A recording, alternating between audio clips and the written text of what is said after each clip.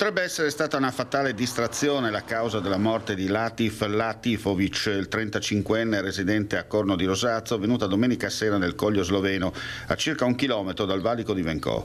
Il ragazzo si trovava in sella alla sua moto e stava facendo rientro a casa. L'incidente è in prossimità dello svincolo che da Neblo porta alla località di Malin. Secondo la ricostruzione fatta dalla polizia slovena del commissariato di Nova Gorica, l'auto, condotta da un coetaneo della vittima che lo precedeva, stava effettuando regolarmente la svolta a destra con tanto di freccia inserita quando è venuto l'impatto. Il motociclista ha centrato il mezzo all'altezza del lato passeggero e nell'impatto è stato disarcionato cadendo rovinosamente a terra, riportando ferite fatali. Inutili i soccorsi. La salma è stata ricomposta nella cella mortuaria dell'ospedale di Lubiana in attesa del nulla osta per il rientro in Italia. Ore di angoscia in famiglia, il cellulare non rispondeva e di Latif nessuna traccia. Lunedì mattina, dopo aver ricevuto il verbale di conferma dell'avvenuto decesso da parte delle autorità slovene, è toccato ai carabinieri della stazione di San Giovanni a Natisone comunicare alla famiglia la tragica notizia. Buongiorno, io questa mattina ho aperto con questa notizia, una delle tante di motociclisti che muoiono, ma solo motociclisti, anche automobilisti, pedoni, di tutto e di più, perché veramente non ne possiamo più. È impossibile mettersi nelle strade. Io non so se qualcuno può fare qualcosa. Certo che farsi il segno della croce ogni volta prima di uscire di casa la dice lunga.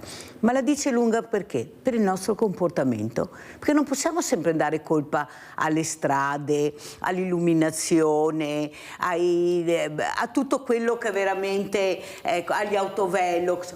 E siamo noi che siamo incivili. Guardate che ieri, io ho girato parecchio ieri, ho visto delle cose ma tanto inaudite.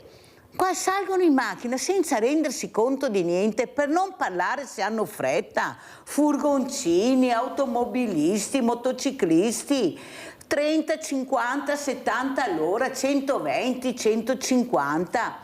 Rotonde incredibili che veramente arrivano all'ultimo momento senza freccia, senza niente, non sai dove vanno, cosa fanno. È una cosa inaudita. Qui veramente bisogna pensare a qualcosa, non può essere che poi perdono la vita degli innocenti, perché loro sono anche, quasi sempre la fanno anche franca, i furbetti. È questo quello che spaventa, quello che sta attraversando tranquillamente, che sta percorrendo la sua destra, va piano, viene investita da questo pazzo che ne se ne frega di tutto e arriva come un missile. Capite che non ne possiamo più? E poi questi familiari, questi strazi terribili, ma è possibile che non si possa mettere un po' d'ordine? Ma soprattutto noi, quando saliamo, ecco, e usciamo di casa, non capire che dobbiamo avere rispetto di tutta quanta la comunità e di noi stessi, ma anche della comunità. Ma è possibile continuare tutti i giorni a dire questo? Sono anni, continuiamo a parlare, tutti dicono veramente anche di portare qualche supporto, nel senso che fanno anche delle critiche importanti, ma se poi noi non le adoperiamo e non le mettiamo in atto e facciamo quello che vogliamo, capite bene, non se ne può più. Guardate che la colpa è nostra, non date la colpa ai vigili, agli autovelox, a questo. Siamo noi, perché se la macchina va anche a 200, sei tu che decidi a che velocità andare, e quando trovi la segnaletica che ti dice 70, 90, sarà anche sbagliata, ma tu comincia a rallentare. Allora ne parleremo questa mattina, perché parleremo di questo. Sarà una mattina impegnata quasi sempre sulla sicurezza, non solo stradale ma anche altro, con Andrea Dan, sicurezza e soprattutto Associazione Manuela Sicurezza. Cosa vuoi dire, Andrea Dan? Tu che sai, che hai provato, che continui a batterti, adesso stai arrivando anche in Europa assieme all'Associazione Italiana Familiari Vittime della Strada, per far capire che così non si può continuare, non possiamo leggere e far finta di niente, perché siamo tutti noi colpevoli, specialmente tutti quelli che si comportano male e che non rispettano le regole, ma sono veramente tanti. Prego, Andrea Dan. Buongiorno intanto. Buongiorno. Qui sempre si parla della velocità dei motociclisti, della potenza delle moto. Cambiare la mentalità di un motociclista è impossibile, non c'è autoscuola, non c'è scuola, non c'è formazione che possa cambiare la mentalità, perché già uno che acquista una moto è perché piace l'ebbrezza, piace la potenza, piace la correre, tirar su la moto, provarla, altrimenti invece che la moto avrebbe preso un motorino. Io quello che vorrei mandare sin da subito, sin dall'inizio, perché con tutta quella tecnologia che abbiamo non iniziamo ad usare i droni sopra le strade, sia di giorno che anche di notte, e controllare tutte le infrastrutture, controllare gli autoveicoli, i veicoli, essere presenti anche di notte con il drone, con lampeggiante azzurro. Quello in qualche modo forse va a cambiare questa mentalità. Poi un drone portato avanti anche, diciamo, dalle forze dell'ordine potrebbe essere a livello preventivo anche per le istituzioni, le amministrazioni locali, per controllare sia la criminalità, sia le baby gang e sia anche la microcriminalità. Cioè dobbiamo avere un controllo anche dall'alto. Tu stai muovendo anche, come ho detto prima, a livello europeo con questa associazione nazionale italiana familiari vittime della strada. Ecco, chi sono i politici che stanno cercando veramente di aiutarti? Perché noi abbiamo sentito il parlamentare Flavio Tosi molto disponibile, lui è anche una persona in Commissione europea che può darci una mano, ma so che tu stai cercando di fare squadra per cercare di fare un numero importante e che la politica europea capisca che veramente deve prendere una decisione. È successo in Spagna, in Italia purtroppo non abbiamo l'obbligo, però in Spagna è successo da poco tempo, circa un mese fa, che hanno messo l'obbligo dell'airbag ai motociclisti. Ecco, chi è che ti sta rispondendo? Cominciamo a fare anche nomi e cognomi delle persone sicure che ti hanno risposto o che cercano di andare avanti con le vostre associazioni. Sto creando la scacchiera per arrivare allo scacco alla regina. Bruxelles, Ursula von der Leyen. Stiamo arrivando allo scacco alla regina. Certo che la scacchiera è come la strada, è un minestrone, è fatto di pedine, è fatto di cavalli, è fatto di torri, è fatto del re. Cioè ci sono varie pedine. Qualche cavallo ce lo stanno in qualche modo togliendo, però siamo in attacco. Lì, come dicevo, Flavio Tosi sta facendo un eccezionale lavoro, perché il 2 maggio è stata depositata proprio in Commissione dei Trasporti una mozione per dare obbligo all'airbag. 30 aprile anche la europarlamentare Cristina Guarda, anche lei ha fatto la stessa mozione all'interno, diciamo, della Commissione dei Trasporti. So che ora c'è anche Borchia, un altro parlamentare, che anche lui questa settimana ci è stato propenso per poter promuovere, diciamo, questo. Abbiamo mosso l'alfiere, abbiamo mosso la torre, abbiamo mosso il cavallo, ora ci manca ancora qualcos'altro. Abbiamo l'europarlamentare Donazan, che in qualche modo, diciamo, nell'arco di martedì, mercoledì dovrei avere, anzi c'ho chi a Strasburgo che incontra la Donazan questo martedì, ci sono dei sindaci di qua che si stanno muovendo, cioè è una partita a scacchi. Mi sembra che sia una partita a scacchi come quella che stanno facendo in Turchia, tra il presidente americano, tra il presidente russo. Vabbè, ma rimaniamo nell'argomento, non andiamo oltre, che ce n'è già abbastanza a vedere quello che sta succedendo a noi. Certo. Abbiamo Rinaldo da Venezia, vai Rinaldo. Rinaldo, sei tu a bere caffè come al solito? Non lo sento. Ciao Mirella e buongiorno ai tuoi ospiti. Il discorso di tutte le morti che vedo sulla strada è un problema, non basta 2 o 3 assessori, bisogna che intervenga il governo in massa. Cosa ha avuto che faccia 2 o 3 assessori in Europa che hagano il calcolo? Gli assessori nostri che non gli vado oltre all'anno, si tratta solo che stipendio, bisogna che si dà da far subito, non aspettare, domandare, è un diritto, non abbiamo da fare, ma le cose siamo diverse, c'è un problema da risolvere immediatamente, perché che sono morti, le famiglie che piangono, dopo è colpa. La polizia mia, tua, sua. Bisogna cercare di eliminare un problema, o perlomeno diminuirlo. Dopo succede la gente, noi siamo minati, ti darai un cattivo, però il governo tutto insieme, non domandare che fa piacere a 2 o 3 assessori cosa è questo discorso. In massa da andare in cerca di risolvere problema, perché c'è più risoluto di qualcun altro, ma in politici importanti non mi interessa niente, che basta solo mettersi in mostra, ma abbiamo sempre peso, e ora se cresce le pensioni 3.000-5.000 euro al mese, e ai poveri gente gli dà 1,50 euro. Ma è vergognoso, i politici hanno da vergognarsi, quei soldi che cappa, problemi di verità, né di sicurezza né di niente, i dai scorte che va via con le scorte, va bene, i chiamiamo onorevoli le cose, a capire chi sei, sei anche a me onorevole, fai quello che ti vuoi, ma chi sei? Ma, insomma, bisogna che viviamo dove risolviamo i problemi che viviamo giorno per giorno, non vieti, e la gente comune, e la gente in massa, questi i problemi da risolvere. Ma quello che mi interessa dell'Albania, di cose, di cosa dei alluvionati, chissà, o che robe stupide, che parole, e vanno per tutto il mondo a far vedere idea. Metti posto le robe in Italia, ma anche appena andai, negli altri anni qua, si faccia quello che da fare.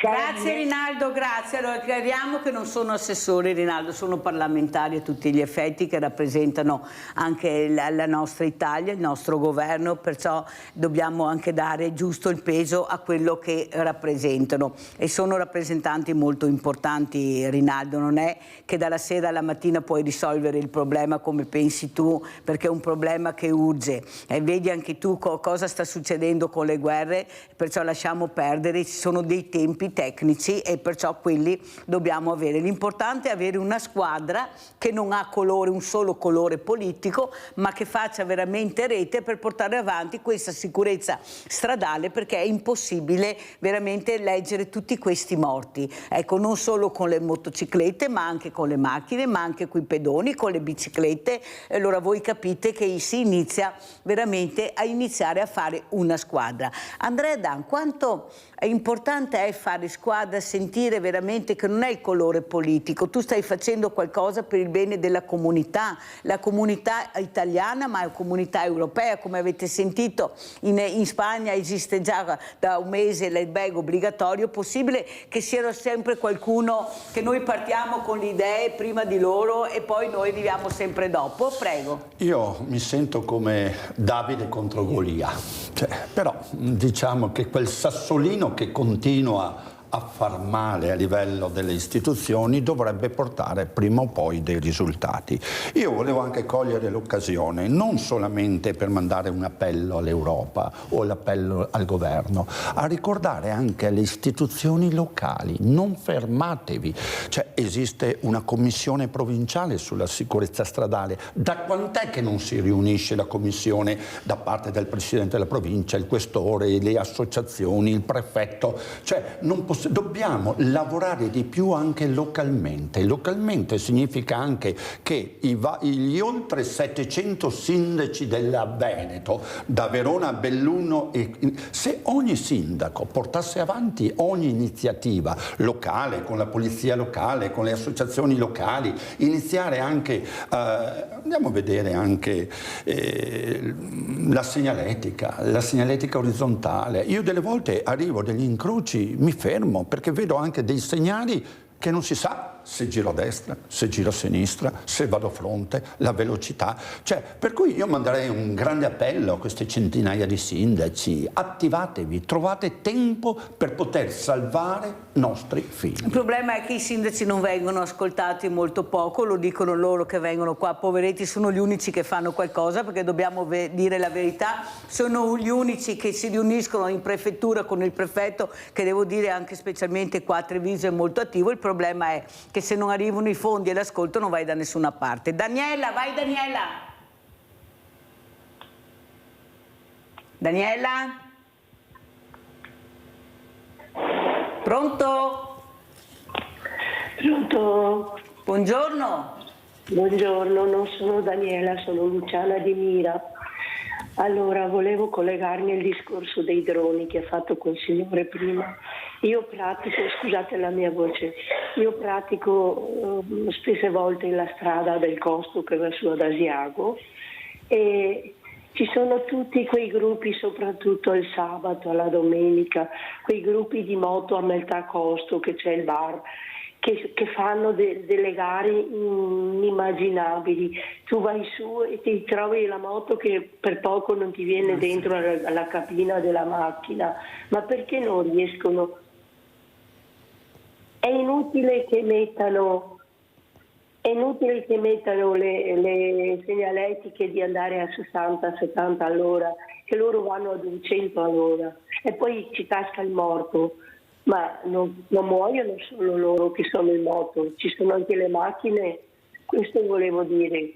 Se l'ufficiale della strada, la polizia, i carabinieri non mettono un fermo in questa cosa, chi è che li può fermare? Questo è il mio discorso. Hai ragione, non è la segnaletica, è come ho aperto Luciana, ecco, mi avevano detto, Daniela scusami, Luciana, il problema è che veramente siamo noi che dobbiamo rispettare, l'hai detto anche tu, inutile scrivere 70 se poi questi vanno a 200, non c'è rispetto di niente, però qua veramente io non riesco a capire cosa si può fare, perché qualcosa bisognerà pur che si inventino, poi è possibile, come dice Luciana, tu corri per la tua strada tranquillo, questo ti arriva dentro direttamente perché sta provando il brivido della curva con la moto, una cosa incredibile. Allora, un'altra cosa importante anche da capire, soprattutto Andrea Dan, ecco, oltretutto a questo, io con Gigi Pirollo proprio la scorsa settimana ho parlato, lui dice bisogna fare più guide, non sanno guidare, prendono la patente, ma è diverso prendere la patente e saper guidare, così mi diceva anche Fulvio Marotto che se ne intende, è l'unico al mondo con la patente del moto, un diversamente agile. Tu cosa dici? Bisognerebbe fare più ore di scuola guida? Cioè, qualcosa bisognerebbe pure che qualcuno prenda questa decisione. Io volevo anche cogliere l'occasione, anche vedere anche queste patenti se sono state fatte le guide qui in Italia oppure se sono degli immigrati che arrivano dall'Asia, dall'India, dal Pakistan, dal Bangladesh, arrivano dall'Africa, dalla Tunisia, dal Marocco, con patente fatta nei loro stati, vengono qui e per il primo anno, che non capisco perché, con la patente italiana possono guidare senza guide. Poi rifanno la patente il secondo anno, ma non capisco la legge, legislativamente parlando, come mai con la patente estera in Italia si può guidare il primo anno. E parlando di droni, come avevo parlato di prima, non vorrei provocare troppo questa mattina, ma l'esercito dov'è? Cioè, se la prima guerra in Italia, la prima morte dei giovani in Italia è la strada con le moto, con le vittime vulnerabili, perché non muoviamo l'esercito sulle nostre infrastrutture? Perché non si può. Perché non possono fare questi lavori perché non è nel loro programma di lavoro e questo non possono farlo, come la polizia municipale non può andare a controllare i cantieri. Queste abbiamo le risposte che ci hanno dato, questi sono i problemi che noi abbiamo una montagna di burocratici negli uffici, della strada non c'è nessuno, non c'è più nessuno. Una volta eravamo in tantissimi, perché eravamo in tantissimi, più di adesso, eppure c'era, ogni volta che facevi 10 metri trovavi un vigile, trovavi un poliziotto, trovavi un carabiniere, la polizia stradale, cioè non ti salvavi. Adesso non so, è sparito tutto. Cioè siamo diminuiti noi, avremo anche più macchine, ma come il numero di popolazione siamo diminuiti. E non c'è più nessuno nelle strade, nessuno che controlla più. Quando vedi una pattuglia dici, segno sul calendario, oggi è Natale. Ma si può continuare così, Dan? Ma io ho parlato delle volte con alcuni delle forze dell'ordine e l'Italia, come altri stati europei, è uno stato che demograficamente sta invecchiando. Che significa? Che anche le forze dell'ordine ci sono meno giovani e c'è più, tanto per dire forze dell'ordine, con un'età non più giovani. Io mi ricordo anche l'ultimo viaggio che ho fatto giù in Africa, in Marocco, no? Che ogni tanto faccio queste missioni umanitarie. Lì non c'è una strada dove non ci sia una pattuglia delle forze dell'ordine. Giù in Marocco, che è una monarchia, hanno 7 tipologie di forze dell'ordine. Qui quante ne abbiamo? 3, 4. Loro ne hanno ben 7. Ogni provincia un posto di blocco 24 ore su 24. Se Treviso, in tutte le statali che entrano in Treviso, ci fossero quei 4-5 pattuglie, posti di blocco permanenti, secondo me si avrebbe anche meno criminalità, si avrebbero meno accoltellamenti, si avrebbe anche meno, tanto per dire, tragedie dove che anche ieri delle famiglie rovinate piangono i propri figli nelle bare. Adesso andiamo a Trieste, andiamo a vedere queste infrazioni alla guida cellulari, andiamo a sentire.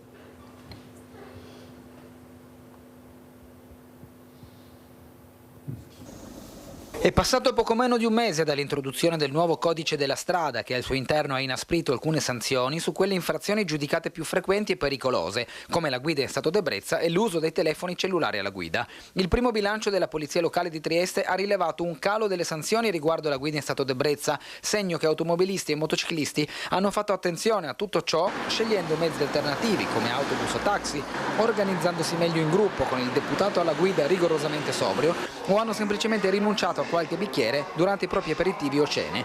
In secondo piano poi la questione degli stupefacenti, come evidenzia il comandante della Polizia Locale di Trieste Walter Milocchi, che statisticamente dice ha un'incidenza minore e che oltretutto è di più complessa rilevazione. Per quanto riguarda la guida in stato d'ebbrezza c'è una maggiore attenzione da parte di tutti i conducenti, su questo non c'è dubbio. Statisticamente i numeri sono molto bassi di accertamenti, abbiamo fatto anche l'anno scorso quel progetto con il medico, col camper, quindi 10 uscite notturne, quindi 10 notti di controlli completi e alla fine, se non sbaglio, sono state accertate 4 o 5 guide sotto l'influsso di sostanze stupefacenti, quindi statisticamente è un po' difficile valutarlo. Niente da fare invece per l'uso dei telefonini mentre si è alla guida. Dai report della Polizia Locale infatti sembra non esserci stato nessun effetto di deterrenza o presa di coscienza su questa infrazione, che il comandante ribadisce rappresenta un pericolo piuttosto serio. Per quanto riguarda il telefonino purtroppo no. Sembra che questo utilizzo sia indispensabile a tutti, anche alla guida. Ricordo su questo però di fare attenzione perché in questo momento c'è la sospensione diretta della patente di guida da un lato, e dall'altro lato che anche il volgere lo sguardo, non solo il telefonare ma anche guardare la messaggistica di WhatsApp e così via, comporta una distrazione che è pericolosa. Allora, quanto tempo è che diciamo che il cellulare alla guida è pericolosissimo? Avete sentito? Io ho aperto, come detto, siamo noi. Avete sentito? Mollano la presa, neanche per sogno. Hanno macchinoni e hanno il cellulare, neanche il Bluetooth, hanno il cellulare in mano. Allora, cosa possiamo fare? Cioè, io non so. È cambiato anche il nuovo codice della strada, ci sono più sanzioni, ma chi se ne frega, e se mi beccano pago la sanzione e via, perdo punti, però intanto rischio, cerco di fregare le istituzioni, perché questo è, faccio il furbo ai danni però di tutta la comunità che è vicino a te e che sta guidando vicino a te. Cosa dici, Andrea Adamo? Ma il problema del cellulare è un gravissimo problema, ma se andiamo anche a valutare, no?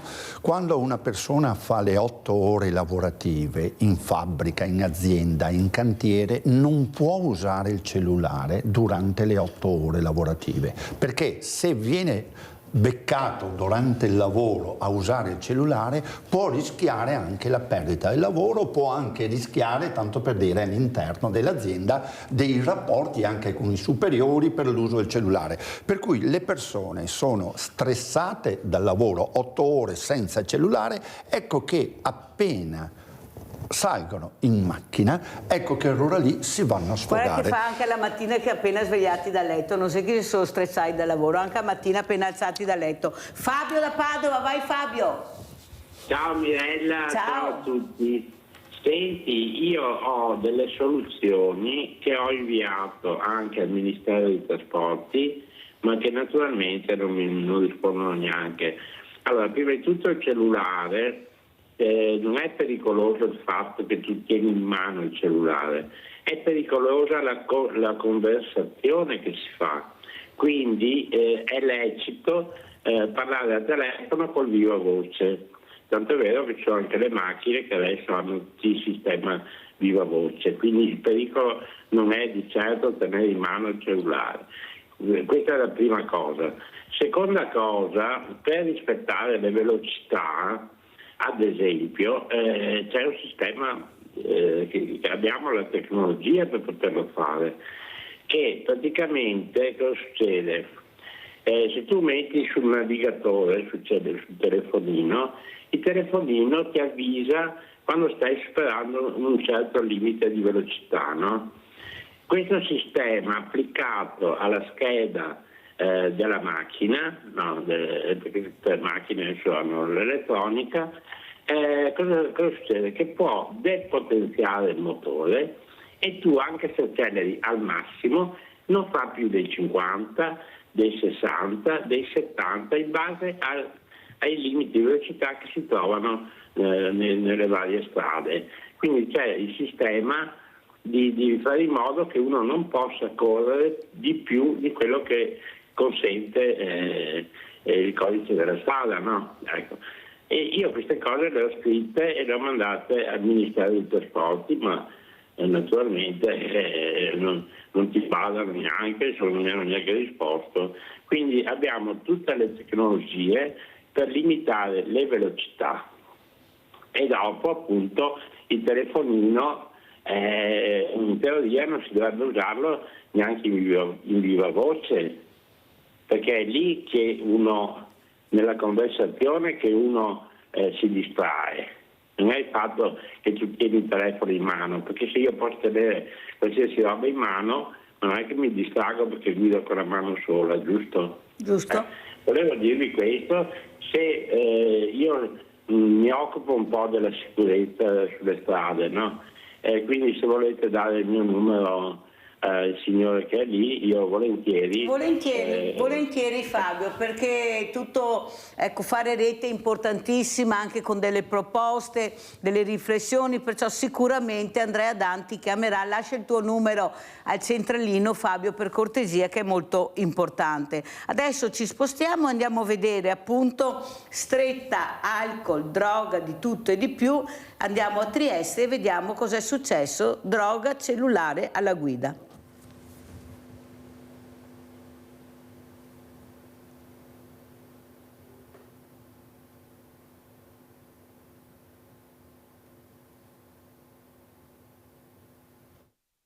Misure inasprite in particolare per chi conduce i veicoli sotto effetto di droghe e alcol e per coloro che utilizzano il cellulare alla guida. Le nuove norme del codice della strada in vigore da domani necessitano comunque di decreti attuativi laddove si entri in questioni tecniche. Cosa cambia dunque rispetto a prima? L'articolo 187 del codice della strada, che punisce chi circola avendo assunto sostanze psicotrope, psicoattive o stupefacenti, viene modificato soprattutto nella sottrazione del concetto di alterazione, ossia non basterà essere semplicemente scoperti alla guida avendo assunto sostanza stupefacente, ma non ci sarà più bisogno di provarne l'alterazione, cioè l'effetto psicoattivo sul sistema nervoso centrale. Misurazione che avviene tramite tampone salivare senza la presenza del medico. È l'operatore di polizia stesso a poter rilevare con apposito strumento la quantità di stupefacente presente nella saliva. Ma il ritiro della patente non è contestuale. Il campione deve comunque essere analizzato ulteriormente per verificare se la quantità di sostanza rilevata sia determinante per inficiare la capacità di condurre un veicolo. Altre modifiche rilevanti sono quelle che riguardano lo stato di ebbrezza e l'utilizzo del cellulare alla guida. Nel caso in cui, attenzione a questo passaggio, un conducente sia stato condannato con sentenza passata in giudicato per il reato di guida in stato d'ebbrezza.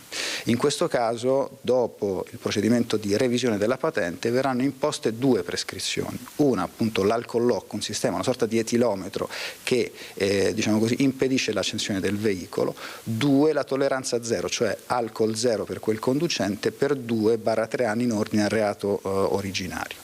L'altra questione che credo sia molto importante è la cosiddetta sospensione breve della patente. Per esempio parliamo della conduzione del veicolo con lo smartphone. Ebbene, in questo caso, se il conducente ha perso punti meno di 20 o meno di 10, scatterà una sanzione accessoria tutta a carico dell'organo di polizia stradale, che prevederà la sospensione breve della patente nel primo caso di 7 giorni, nel secondo di 15 giorni. Altra rivoluzione, quella per la conduzione del monopattino. Serviranno assicurazione, targhino identificativo e casco obbligatorio a tutte le età. Abbiamo Luciano da Desenzano. Ciao Luciano. Ciao Mirella, buongiorno signor Andrea. Ascolta Mirella, ho 60 anni di patenti, lo sai, no? Sì. Qualche giorno fa arrivo in bicicletta a 300 metri da casa, c'è l'ultima rotonda. Sentite bene, Sì, bene Luciano. Se ero indietro 10-15 secondi l'avrei visto. Niente, io lì faccio il giro per andare sulle strisce, a farla corta, un giovane che arrivava con le scutorone, che aveva la precedenza completamente, e io quando arrivo in macchina guardo a sinistra, vedo già a 100 metri se viene qualcuno o no, è una rotonda molto ariosa, bellissima. Una signora sui 40 anni gli ha tagliato completamente la strada e lui ha fatto un volo di 10 metri. Non è morto perché sono stato lì finché è arrivata l'ambulanza. Allora il punto è questo: io, signor Dan, di 60 anni di moto, macchina, ambulanza, autotreno, io non ho mai tagliato la strada a nessuno. E questo è il punto, come ha fatto questa signora quarantenne alle 11 la mattina, tagliare completamente la strada a uno che l'ha visto a 100 metri se guardava, a 50 metri, a 30 metri, completamente la strada Mirella ha tagliato. E questo poteva essere morto, un giovane quarantenne. E questo è il punto. Io non so se ti ricordi, parlo sempre della velocità. Ci sono certe strade che poi se 50 all'ora puoi andare benissimo a 70, non c'è nessun pericolo. Ci sono le moto qua, io abito tra Desenzano e Semione, no? Moto che passano a 120 all'ora, 2 Ferrari, te l'ho raccontato, 2 Ferrari che hanno superato a 140 all'ora. Insomma, ci vorrebbe, signor Dan, dico l'ultima, come autotreni, il conto chilometri che segna tutto, la mattina metti dentro la scheda e con l'elettronica che c'è adesso, se passato c'era il 50, ti fermano anche dopo un chilometro o 2. Va bene, vi saluto, grazie, buongiorno. Grazie a te caro Luciano, grazie anche della telefonata. Allora Andrea Dan, come commentiamo la telefonata di Luciano, prego. Come commentiamo? Io delle volte parlando con delle persone dicono sì, io sono 30-40 anni che ho la patente, non ho mai provocato un incidente, per cui io sono sicuro alla guida. Non serve un secondo incidente, bisogna operare con la prevenzione tutti i momenti che si è alla guida. Però queste vittime sono dovute anche non solamente ai veicoli. Io ultimamente, soprattutto ora in primavera, estate, quanti ciclisti corrono nelle strade e come corrono i ciclisti in strada. Sono in coda o te ne trovi in curva anche 2 appaiati uno a fianco all'altro. Per cui mattina, pomeriggio, ecco che neanche il ciclista va in bicicletta cercando di prevenire il potenziale incidente, poi se arriva una macchina e prende sotto è colpa solamente del grosso veicolo. Non prendo le difese dell'autista, non prendo le difese della macchina, la macchina è un proiettile a grande, però anche il pedone, anche il ciclista deve assolutamente essere gestito con rispetto degli altri. Abbiamo Lorenza da Mestre, vai Lorenza. Salve Mirella. Ciao. Volevo chiedere al signore che è ospite da te. Purtroppo nella zona di Mestre, anche Mirella, ciao. No, vai tranquilla, ti abbiamo già sentito, vai.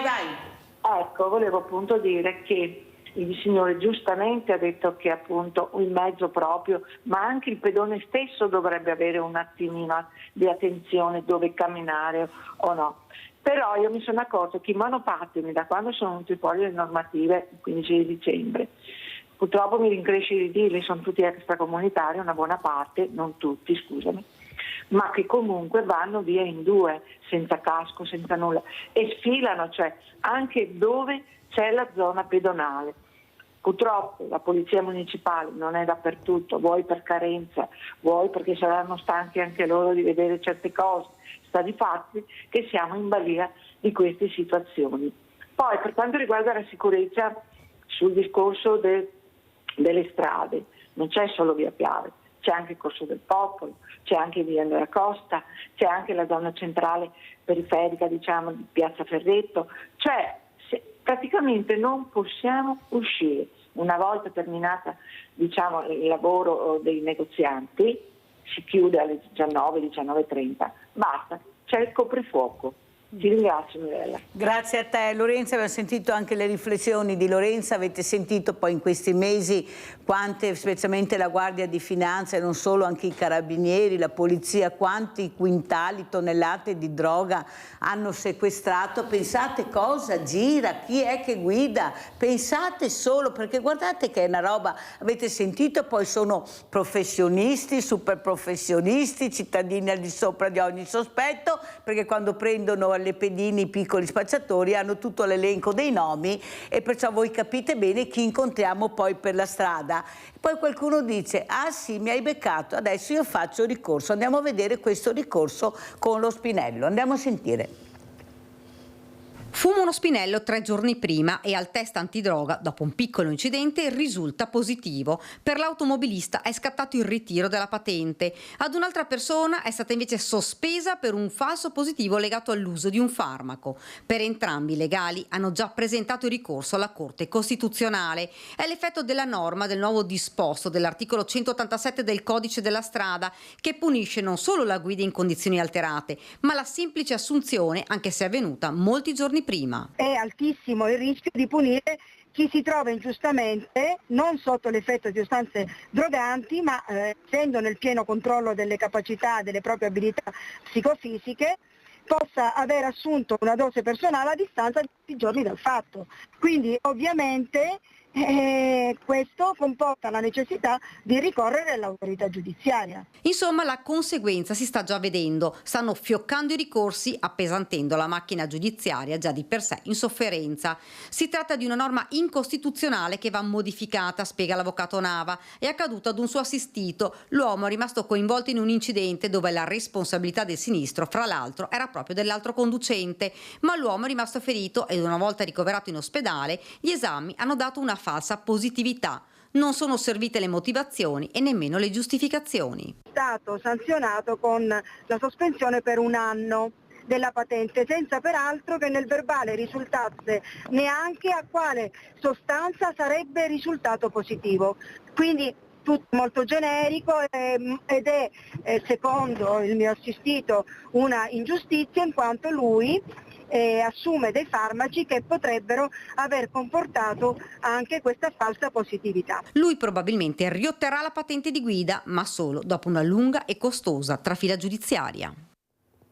Ma fanno qualcosa di chiaro secondo voi una volta che veramente queste leggi vengono veramente approvate? Ma vi sembra che ognuno possa interpretarla come voglio? Tanto qual è il problema? Prendo un avvocato, poi bene o male qualcosa riuscirò ad ottenere, perché funziona così, e più soldi hanno, più ho la possibilità di farcela. Andrea Dan, come commentiamo? Perché è inutile che ce la giriamo. Avete sentito anche voi cosa ha detto, cosa dice la legge, cosa ha detto l'avvocato, e io faccio ricorso, perciò andiamo avanti così, andiamo avanti. Ricorsi, vada Andrea Dan. La sicurezza della pena, questo è che manca e tanti la vogliono, tante istituzioni la vogliono portare avanti. In Italia la problematica non è tanto di fare la legge e approvare una legge e poi di metterla in pratica la legge. Mi spiego, anche per rispondere alla signora di prima. La legge del monopattino con le frecce, con il casco, con il giubbotto catarifrangente, con tutto, è venuta fuori ancora, sono mesi, era novembre che è venuta fuori, però la legge ancora non è attuativa. Cioè, cosa significa? Che ancora ci sono pochi, tanto per dire, la legge ancora non fa parte del nuovo codice della strada, ma è ancora in qualche volta può essere interpretata. Questo è il problema. Ma volevo anche cogliere l'occasione della signora che ha riferito prima sulle vittime vulnerabili. Io volevo mandare anche un appello anche ai pedoni. Chi mai è successo essere in auto, ti trovi vicino alle strisce pedonali e ti vedi il pedone col cellulare, tanto per dire, che non guarda per la propria vita per passare e passa dritto. Arrivi la macchina, non arriva la macchina, a me, cosa? Ma la vita è del pedone. Però la legge dice che tu, se vedi le strisce pedonali, anche in lontananza, specialmente se c'è una persona, anche se non attraversa, ti devi fermare. Questa è la legge. Tu vedi le strisce, che lei attraversi, non attraversi, questa è la legge chiarissima, qui è chiara. Tu ti devi fermare. Il problema è che non funziona così, né da parte del pedone né da parte nostra, perché nessuno si ferma all'ultimo momento. Pubblicità.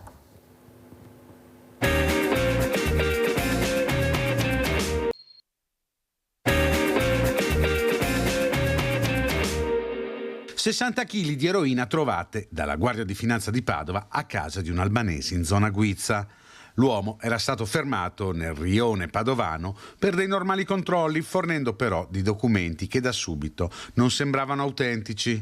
Inoltre lo stato di agitazione e le risposte vaghe fornite dall'albanese hanno portato i militari ad approfondire gli accertamenti, eseguendo una perquisizione a casa dell'uomo. Nell'abitazione le Fiamme Gialle hanno rinvenuto una vera e propria raffineria di droga, trovando 2 sacchi con 60 kg di eroina, strumenti e prodotti destinati alla preparazione e al confezionamento della droga, oltre a 25.000 euro in contanti. Lo straniero è stato quindi arrestato e portato in carcere. Ma vi rendete conto cosa sta succedendo? No, io non so, queste persone poi ci mettono alla guida, questi consumatori sono alla guida, c'è niente da fare, non è che sono ragazzini veramente... Vedo telefono, chi è il telefono? Pronto? Guido Macaluso parla, da Tiene. Buongiorno carissimo. Buongiorno, allora io vorrei, in tempi che corrono così difficili, io sto per sboccare all'inizio degli anni '80 perché si sbocca e poi si percorrono. No, io sto per sboccare ai 90 anni. Ho scritto nelle mie memorie, però tempo addietro, delle mie memorie, cioè cosa sarebbe queste mie memorie, la mia vita passata. Io sono venuto nel Veneto per amore, esclusivamente per amore. Ho sposato una veneta di Tiene che poi purtroppo è morta. Adesso io per varie ragioni sono qui nella casa di riposo OIC di Tiene, via Liguria. OIC sta per Opera Immacolata Concezione, via Liguria Tiene. Dico, lo presento questo libro, non per vantarmi, non per fare cassetta, perché non ho bisogno assolutamente. Ecco, per presentare un libro in tempi così difficili è veramente esemplare in tutto e per tutto, secondo il mio giudizio. Vorrei che fosse presentato al pubblico e così lo si leggesse, perché dà una idea di vita, cosa si può fare oggigiorno. Ecco, mi dà un'idea di vita, ed è soprattutto importante la prefazione del libro, che non ho fatto io, ma ha fatta l'editore, editrice veneta. Il libro è intitolato Guido Macaluso, storia di un trapianto nel nord Italia. Il trapianto non è di cuore, ma è il trapianto da una regione a un'altra. È vero, ero in Sicilia e poi sono venuto in Veneto per amore. Sto qui da 62 anni, sempre a Tiene. Ora la moglie è defunta, sono vedovo. Quindi vorrei segnalare questo libro come interessante, per questo faccio, può essere letto. Bello Guido, bello, trapianto d'amore. Ti ringrazio Guido, grazie di aver chiamato, un grande abbraccio da tutta la famiglia di Sveglia Veneti, sai Guido, grazie veramente. Ecco, questi sono anche i belli esempi, avete capito, questo uomo che parla solo d'amore. Per la prima volta sento un trapianto d'amore, bellissimo Guido, complimenti veramente. Allora andiamo anche a sentire, ecco, e vedere, perché oltre alla droga c'è l'alcol. Andiamo a vedere questa donna ubriaca al volante. Io non sento, no, qual è il problema? Andiamo a vedere.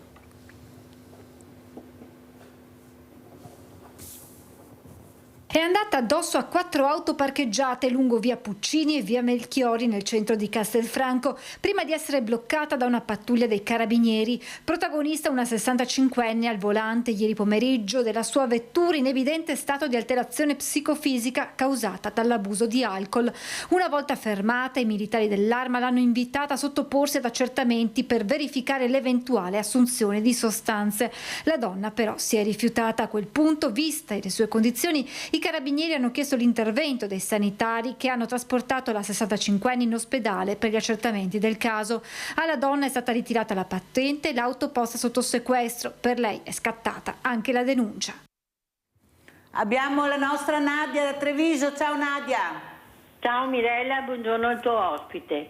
Niente, volevo chiedere al signor Dan, ma le sembra giusto di avere i passaggi pedonali dopo una rotonda?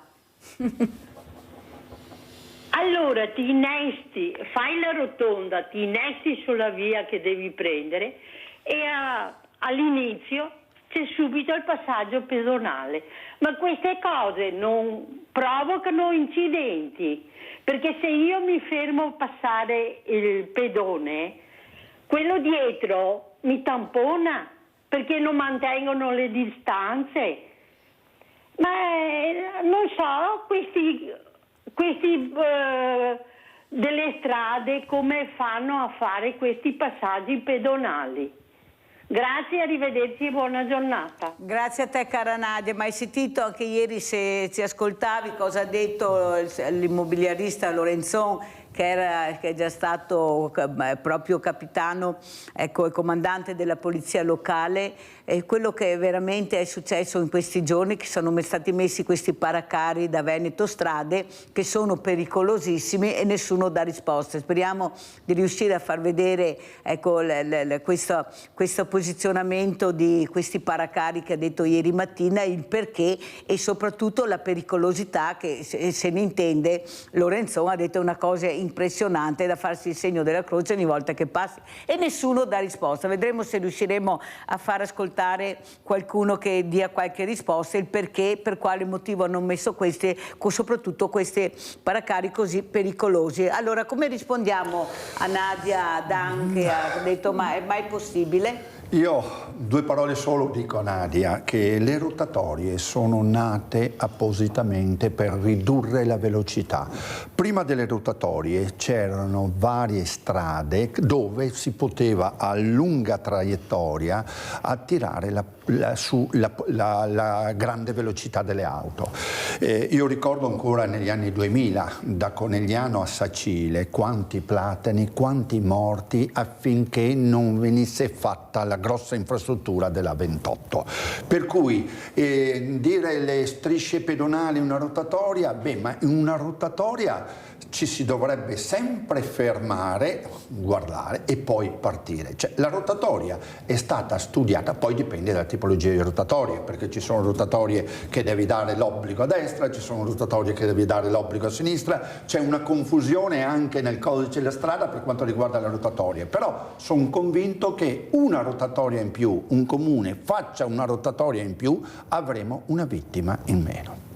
Allora io però non ho capito prima, ecco, qualcuno ha detto, dai servizi che abbiamo visto, mi sembra quando eravamo a Trieste che abbiamo visto il servizio, e anche i monopattini avranno, cioè avremo, cioè è obbligatorio o allora, ancora non è? Poi lo sentiremo anche da un altro ospite che abbiamo. Certo, la legge c'è. nel codice della strada c'è, però non è attuativa, cioè significa che ancora la legge, tanto per dire, è in limbo, se mi è permessa diciamo questa parola, perché ci sono tanti monopattini, però se andiamo a vedere i dati, le statistiche, in Italia ogni anno abbiamo all'incirca sulle 8-12 vittime col monopattino, ben 730 sono i motociclisti che mancano. A livello europeo sono oltre, nei 27 stati, sono oltre 3.600 morti con le moto. Per cui io vorrei rimandare di nuovo questo appello a questa scacchiera europea: non aspettate un'ora in più per poter promuovere nei confronti della Commissione Trasporti. Ogni giorno che aspettate 20 motociclisti mancano.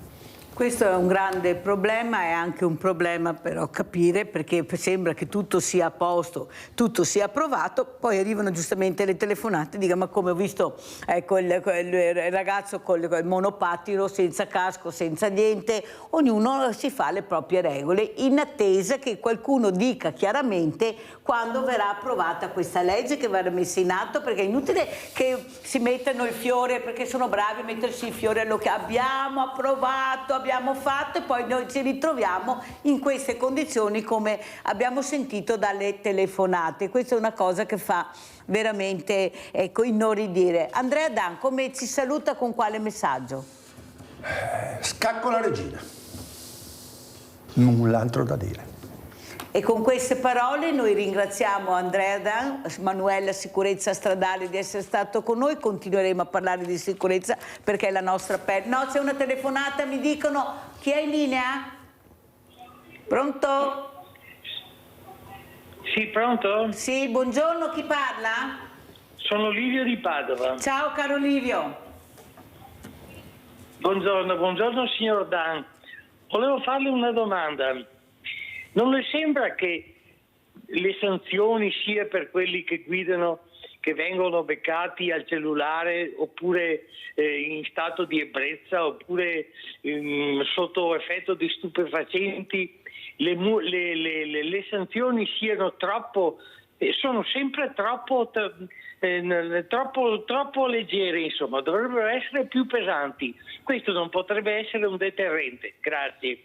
Grazie a te caro Livio, prego Andrea Dan. Allora, nell'ultimo nuovo codice della strada, a confronto di prima, è cambiato ben poco. Che significa? Che sono aumentate la parte economica, la parte delle sanzioni, la parte delle multe, però il limite dell'alcol è rimasto 0,5. Ecco, l'unica cosa è quello di iniziare di più nei punti della patente, nel toccare la patente, per cui anche l'uso del cellulare in auto, la patente, più che la multa, bisogna essere pratici. Cioè, oggi come oggi, uno se si permette un'auto di 30, 40, 50 mila euro, non è che da 200 euro portato a 300 euro una multa cambi la metodologia alla guida. Bisogna toccare la patente.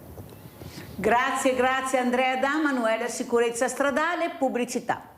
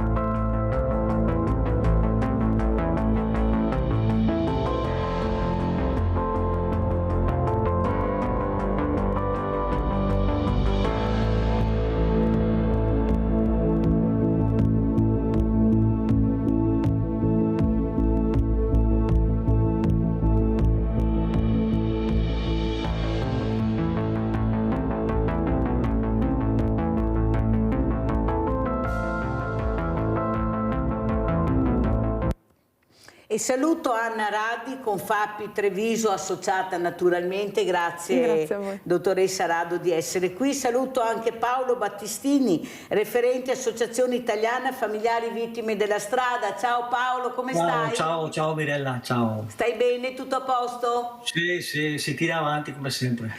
Grazie Paolo. Allora, Anna Rado, pensa a Paolo, ci diamo del tu con Paolo perché ci conosciamo bene, stiamo facendo le battaglie assieme, che ha fatto una tesi di laurea proprio sulla sicurezza stradale. Sì. Pensa, perché lei ha una famiglia di motociclisti. Pensate, questa ragazza anni fa, 20 anni fa, ecco, io non l'ho detto quanto perché siamo donne, diciamo, però anni fa ha pensato alla sicurezza dei suoi familiari. Perché non mettermi in gioco? Perché non cercare di capire? Prego Anna Rado, dopo parleremo di Confapi naturalmente, certo. prego. No, con lo UAV realizzai per la laurea triennale in disegno industriale un back protector che facilitasse anche poi la conciliazione motocicletta e sicurezza, trovando grandissimo appoggio con le imprese del territorio che all'epoca mi aiutarono, ero studentessa, aprirono proprio i laboratori, tutta la fase di sperimentazione, di ricerca di materiali, connessioni tra le persone. Era stato un momento per me molto significativo. E forse anche un po' lì che ho notato l'importanza di fare sinergia sul territorio e poi la voglia di specializzarmi. Quindi. E cosa ne pensa di questi strumenti meravigliosi che abbiamo, però purtroppo non fanno parte del codice della strada? In Spagna, circa un mese fa, è stato approvato obbligatorio, l'airbag obbligatorio ai motociclisti. Noi abbiamo queste associazioni importantissime, perché sono in tutta Italia, che stanno cercando di fare squadre che hanno perso i loro cari. Pensate che dramma. Eppure si stanno rimboccando le maniche per tutta la comunità. Cosa ne pensa? Beh, fare innovazione anche da un punto di vista sociale e quindi ben venga che ci siano tutte queste tecnologie che possono intanto salvarci la vita e anche responsabilizzarci come società. Culturalmente anche la politica deve crescere, perché se abbiamo gli strumenti, qui abbiamo anche la fortuna poi noi nel territorio, come diceva la dottoressa Rado, di avere queste aziende che producono questi strumenti e costano cari perché? Perché ne vendono pochi, ma se ne vendessero tanti, ecco, la cosa sarebbe diversa. Paolo Battistini, cosa vuoi dire anche commentando le parole della dottoressa Rado? No, vabbè, che la tecnologia è essenziale per la sicurezza stradale, perché al di là delle responsabilità personali di ognuno di noi sui comportamenti, ecco, la tecnologia è importante perché ha fatto anche passi avanti. Pensiamo agli airbag delle macchine, all'uso del casco obbligatorio e quant'altro, per cui ecco, la tecnologia è molto importante in questo, perché anche lo stessa, diciamo, strutturazione, conformazione delle auto, che sono molto diverse, che assorbono gli urti, hanno determinato in questo senso minori vittime e minori traumi, per cui ecco, è importante la ricerca e lo sviluppo di certe tecnologie, ecco, quindi non solo le nostre responsabilità. Però ecco, un'altra cosa, lei prima parlava della difficoltà. Se pensiamo che è stato molto difficile anche rendere obbligatorio il casco ai 14enni e il casco obbligatorio per tutte le persone, ci sono stati dei genitori che si sono incatenati davanti al Parlamento e quindi c'è questa difficoltà appunto perché le cose vengono poco recepite dalla politica. Quindi bisogna insistere, incentivare, sollecitare continuamente, perché purtroppo noi non ci stanchiamo mai. Bravo, perché si parla di vite umane e si parla di salute. Abbiamo Maurizio da Conserve, poi sentiamo come commenta la dottoressa Rado le parole di questo importante referente dell'Associazione Italiana Familiari Vittime della Strada, che con l'occasione salutiamo anche la Presidente che sicuramente ci sta guardando, Giuseppina Cassaniti. Prego Maurizio. Ciao Mirella e buongiorno ai tuoi ospiti. Allora, io esordisco con questa cosa. Io non vado a votare questo referendum fuori legge, perché per me è un fuori legge, sono contro questi referendum. No, a posto, chiudo la parentesi. Allora Mirella, ti dico che l'altro giorno, adesso non mi ricordo il paese, hanno fermato i carabinieri nella tangenziale, quella della Monselice Mare, un gruppo di marocchini dentro in una macchina che correvano in senso contrario.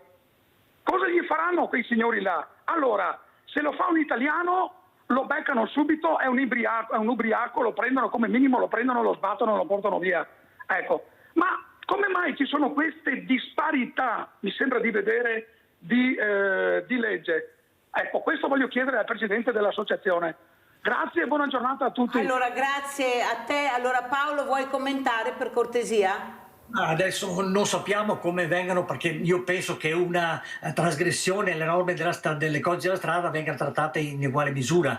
Voglio dire, adesso non lo so, però io non credo ci siano disparità in questo senso, perché io, tanto per fare un esempio, collaboro da diversi anni con l'ufficio distrettuale, cioè l'ufficio di esecuzione penale esterna di Padova e Rovigo, e là purtroppo vedo italiani e vedo stranieri, perché sono sottoposti all'alcol test e quindi risultati positivi o che fanno degli incidenti, per cui c'è un misto, quindi non farei questa distinzione, perché voglio dire le autorità agiscono in maniera omogenea per tutti quanti, per cui ecco, non mi sentirei di dire che c'è questa disparità di trattamento, non lo so, è che purtroppo sulla strada gira di tutto e di più, per cui anzi bisognerebbe incentivare questi controlli, perché è solo il controllo che crea una certa deterrenza sulle strade. Molto ben chiaro, venga che sono stati fermati, adesso non lo so la dinamica, il motivo e quant'altro, ben venga che sono stati fermati, per cui hanno fermato dei potenziali mine vaganti.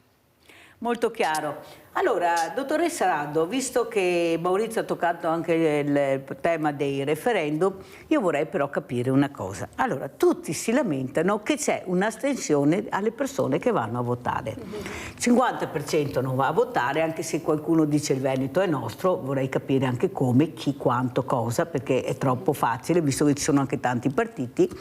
Ma soprattutto, allora, vuoi iniziare a far capire l'importanza del voto? Indipendentemente dal referendum, che tu sia favorevole o contrario, però vai a votare.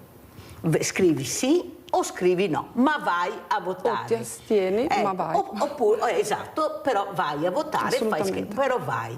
C'è questa politica, una parte della politica che dice io non vado a votare e soprattutto il messaggio che qualcuno manda è non andate a votare, secondo me è deleterio, perché è inutile che noi dobbiamo andare a votare, indipendentemente che sia un referendum, 2 referendum, 3 referendum, si deve andare a votare.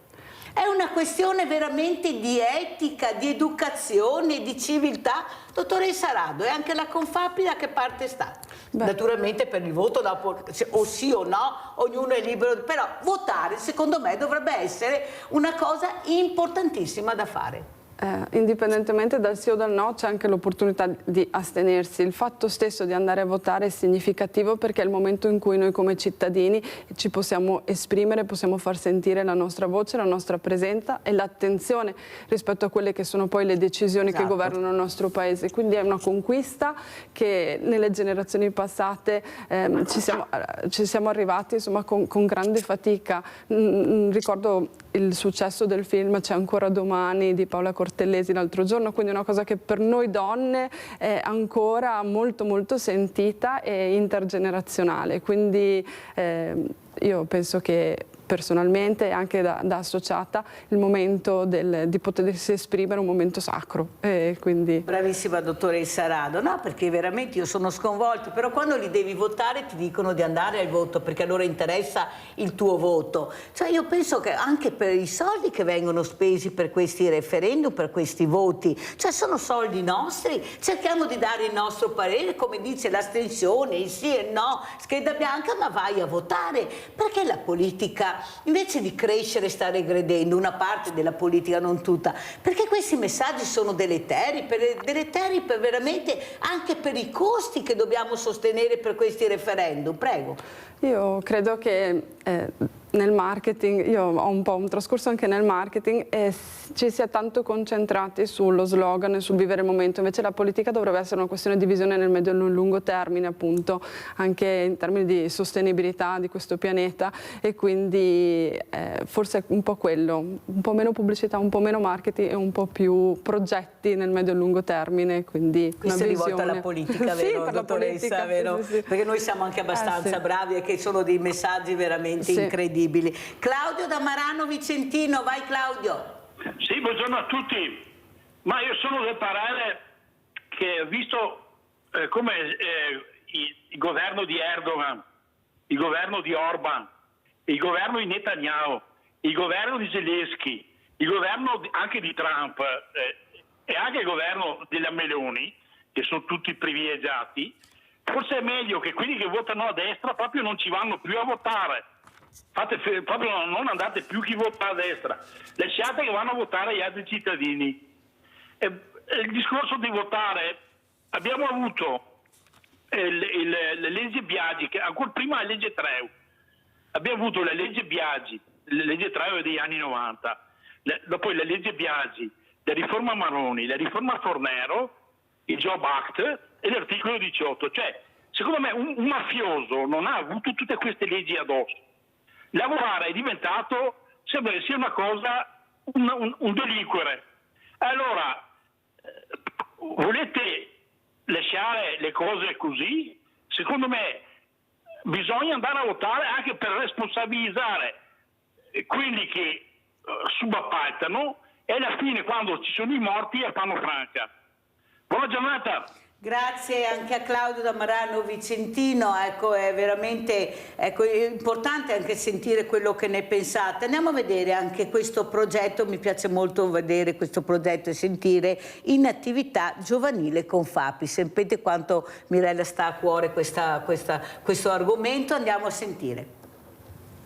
Appindustria Servizi SRL, l'ente di formazione di Confapi Venezia, presenta oggi un'esperienza laboratoriale realizzata all'interno del progetto Esplora Te, illumina il tuo talento, guida la tua indipendenza. Un'iniziativa finanziata a fondo sociale europeo che vede le imprese attivarsi nei confronti del territorio rivolta ai giovani. I risultati del progetto, nato per contrastare la dispersione scolastica e l'inattività giovanile, sono stati presentati a Portogruaro.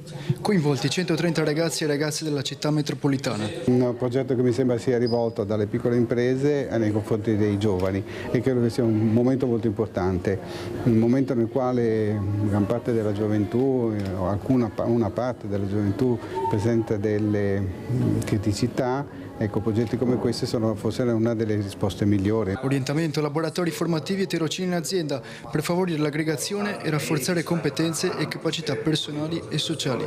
L'obiettivo è quello di fortificare le politiche attive del lavoro e garantire la sostenibilità delle azioni previste.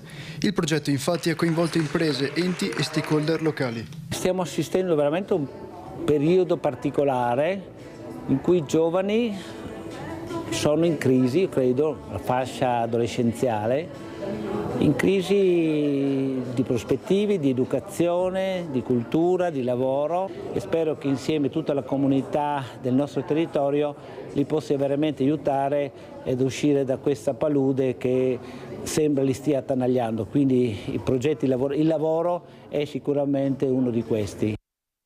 Il lavoro è uno di questi, dottoressa Rado, come abbiamo sentito dal servizio, però bisogna intrigare anche questi giovani. Ecco, bisogna cercare anche di dare loro rispetto anche per gli studi che hanno fatto. Come mai secondo lei molti giovani vanno all'estero? Ecco, perché? Perché c'è un motivo. Qualcuno dice, ma non è proprio così, non è che la vita sia diversa da qua. Lei cosa ne pensa, dottoressa Rado? Sì, i dati ci parlano di un grande afflusso appunto di giovani che vanno all'estero, qualcuno per tornare, qualcuno no. Cosa cercano all'estero? Sicuramente cercano sfide, responsabilità, conciliazione vita-lavoro e anche di essere messi, potersi mettere in gioco con le proprie competenze su tutto ciò per cui hanno studiato. E quello che possiamo fare noi qui è appunto coinvolgerli, ispirarli, dare delle responsabilità, e la chiave appunto può essere la creatività o l'innovazione. Lei cosa vede in questi giovani? Perché io vedo molta creatività, però la vedo quando c'è qualcuno che li accompagna, che li indirizza, perché molti non sanno neppure di averla, ma se tu gli indirizzi la creatività salta fuori, e guardate che ce l'hanno, e ce ne sono tantissimi di bravissimi ragazzi con questa creatività, però bisogna accompagnarli la creatività, cioè non è che viene fuori così dalla sera alla mattina. Cosa dice, dottoressa? Beh, le scuole innanzitutto hanno un ruolo importantissimo, e poi anche la famiglia o la società in generale, mettersi in ascolto, apprezzare insomma quello che i ragazzi hanno da dire, vanno valorizzati, più bravi secondo me, vanno un po' spese queste competenze, e poi mostrare storie di successo diventa sempre ispirazionale. Chi ce l'ha fatta, chi ha avuto l'opportunità di trasformare le passioni in lavoro, per esempio, diventano dei fari, delle guida, e credo sia importante. E sono questi i messaggi che noi vogliamo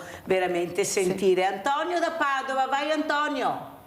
Buongiorno Mirella. Buongiorno. E buongiorno anche agli ospiti. Beh, diciamo che secondo me, stiamo passando un periodo traumatologico, proprio perché io ascolto i telegiornali, non senti? Sì, benissimo. Che aumentano le nascite, che la gente si sposa, che queste notizie qua non le senti solo che c'è il riarmo, bisogna più Europa, e questo qua sarebbe il nostro futuro. Mirella, perché parlo così? Perché io parlo per la mia pancia. Allora, il metano costa un occhio della testa, la benzina è aumentata, il gasolio aumenta, le bollette aumentano, tutto quanto aumenta. Mirella, come mia ideologia era che ogni giorno andavo al bar a prendere un cappuccino, non vado neanche più al bar perché io faccio conti con il mio portafoglio. Chiaramente se c'è gente che porta a casa 30, 40, 50 mila euro al mese, quelli proprio sono dei nababbi al mio confronto. Ma i giovani, come vuoi che apprezzano i giovani questo periodo qua? Mirella, è l'insegnamento. Tu vedi che i nostri capoccia fanno delle boiate, cavolate che non ti dico, e non c'è più futuro. Qua in Italia o ci armiamo e mandiamo a casa tutti questi gentagli, questi parassiti che sono a Roma, che ci chiedono miliardi per armarci, più soldi per armarci, ma rendete conto, ma la gente capisce, trova qua, dobbiamo difenderci da chi? Dai nostri voti, dagli unni, dai barbari. Buongiorno e grazie. Abbiamo sentito anche le riflessioni di Antonio. Quello che veramente però traspare è che purtroppo abbiamo degli stipendi bassissimi, dottoressa, pensioni anche.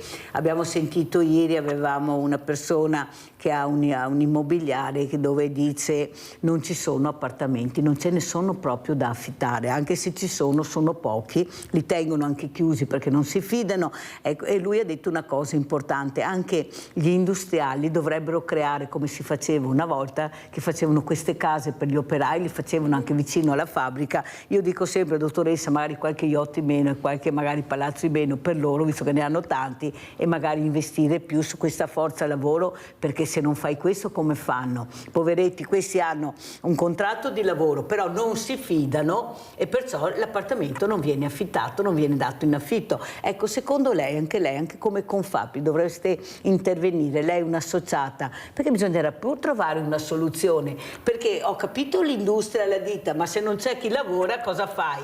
E se questa persona non trova dove veramente avere una casa o due stanze, io non riesco, con degli affitti poi impossibili, perché diciamo anche questo. Cosa ne pensa, dottoressa, anche come Confapi? Beh, stiamo vivendo un momento di grande anche rivoluzione nel trovare dei modelli di guida interessanti anche da applicare nelle aziende innovative che tengano conto di quelli che sono i nuovi trend, le nuove sfide, e per fortuna in un certo senso la storia ci insegna, viviamo in un terreno, un territorio dove la responsabilità sociale d'impresa, e penso ad Olivetti, piuttosto che grandi altri imprenditori illuminati del nostro territorio, diciamo perché veramente ne abbiamo. Hanno dimostrato che prendersi cura dell'azienda come comunità è una base da cui partire, quindi tutte le nuove politiche interne all'azienda, intendo dire di guida aziendale, volte a valorizzare il welfare e le competenze siano da integrare assolutamente nei sistemi di guida delle aziende, e noi portiamo come associazione modelli vincenti, aiutiamo le aziende a implementare queste volontà che partono dal basso oppure anche dall'alto, da quegli imprenditori illuminati, appunto. Ecco perché in effetti una volta l'imprenditore faceva questo, basta vedere che abbiamo ancora dei monumenti storici, non si possono neanche abbattere, sono proprio dei monumenti che hanno creato questi industriali, qualcuno addirittura con la quinta elementare, però era un illuminato, non c'è niente, era ecco il creativo nel DNA che lui aveva. Allora andiamo a vedere anche questa Confapi, filiera logistica, e poi la commentiamo.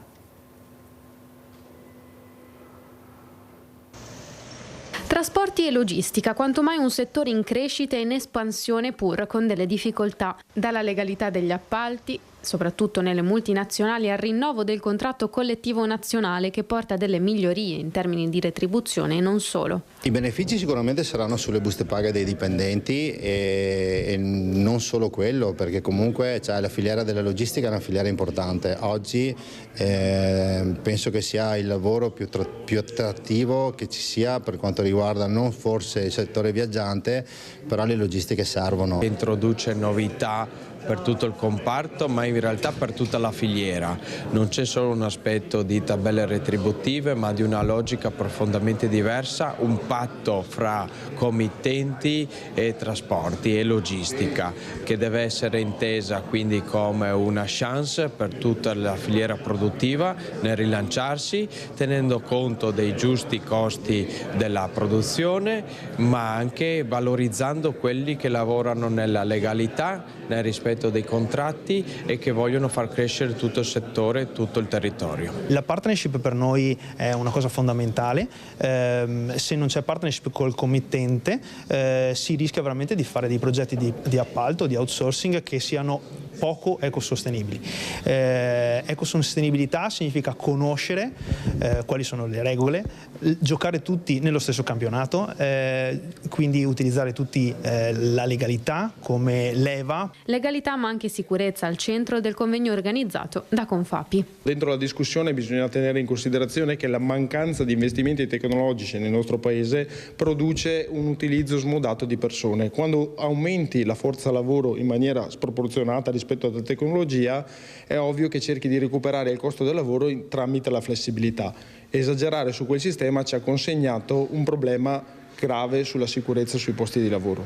Ecco, ora per rimettere in fila le cose bisogna cercare per forza di affrontare l'innovazione tecnologica e le condizioni di lavoro, ma tenuta fede alle condizioni del lavoro.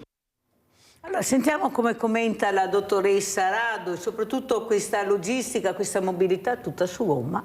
No, io non so, dottoressa, però io comincerei a pensare anche alla ferrovia, ai porti. Io non so, io non me ne intendo, però la dico qua perché fra poco devo fare la quarta, la quinta, la sesta corsia. Non riusciamo più a capire, ma funzionerà proprio così o ci sarà un cambiamento epocale anche nella mobilità, e forse quei giovani, io ho molta fiducia dei giovani, forse vedono più lungo quello che pensate. Prego, dottoressa Rado. Se parliamo di sostenibilità, in primis siamo noi consumatori che dobbiamo avere un atteggiamento responsabile, dopodiché le aziende è giusto che lavorino, è giusto che le merci si spostino. L'Italia purtroppo ha un po' più privilegiaato negli anni determinate usanze, però con l'intelligenza artificiale applicata ai grandi numeri, secondo me saremo in grado proprio anche di ottimizzare i flussi e quindi andare verso una situazione più sostenibile, che può voler dire sia in termini ecologici, sostenibilità ambientale, ma anche sostenibilità sociale, quindi avere cura degli stakeholder, in questo caso anche i lavoratori, nel raccogliere nuove tecnologie e testimonianze di start-up. Per esempio sono entrata in contatto con uno spin-off dell'Università di Firenze che è in grado di inserire all'interno dei tessuti dei rilevatori di postura, e questo è al fianco dei dipendenti, dei lavoratori che stanno sia in ufficio ma anche seduti sui mezzi di trasporto, sui camion, e quindi sì, ci sono tantissime possibilità di andare a raccogliere dati, analizzarli e poi calarli in una realtà produttiva che sia assolutamente fertile, però allo stesso tempo ecosostenibile e sostenibile socialmente. Allora, grande creatività, grande tecnologia, grande start-up, però poi ci si ferma. Ci si ferma, il paese è completamente bloccato. Eppure abbiamo questa creatività, abbiamo queste start-up fatte da giovani che hanno una creatività incredibile, però poi non riescono ad andare più avanti se non c'è qualcuno che li sorregge. Di solito è sempre un privato.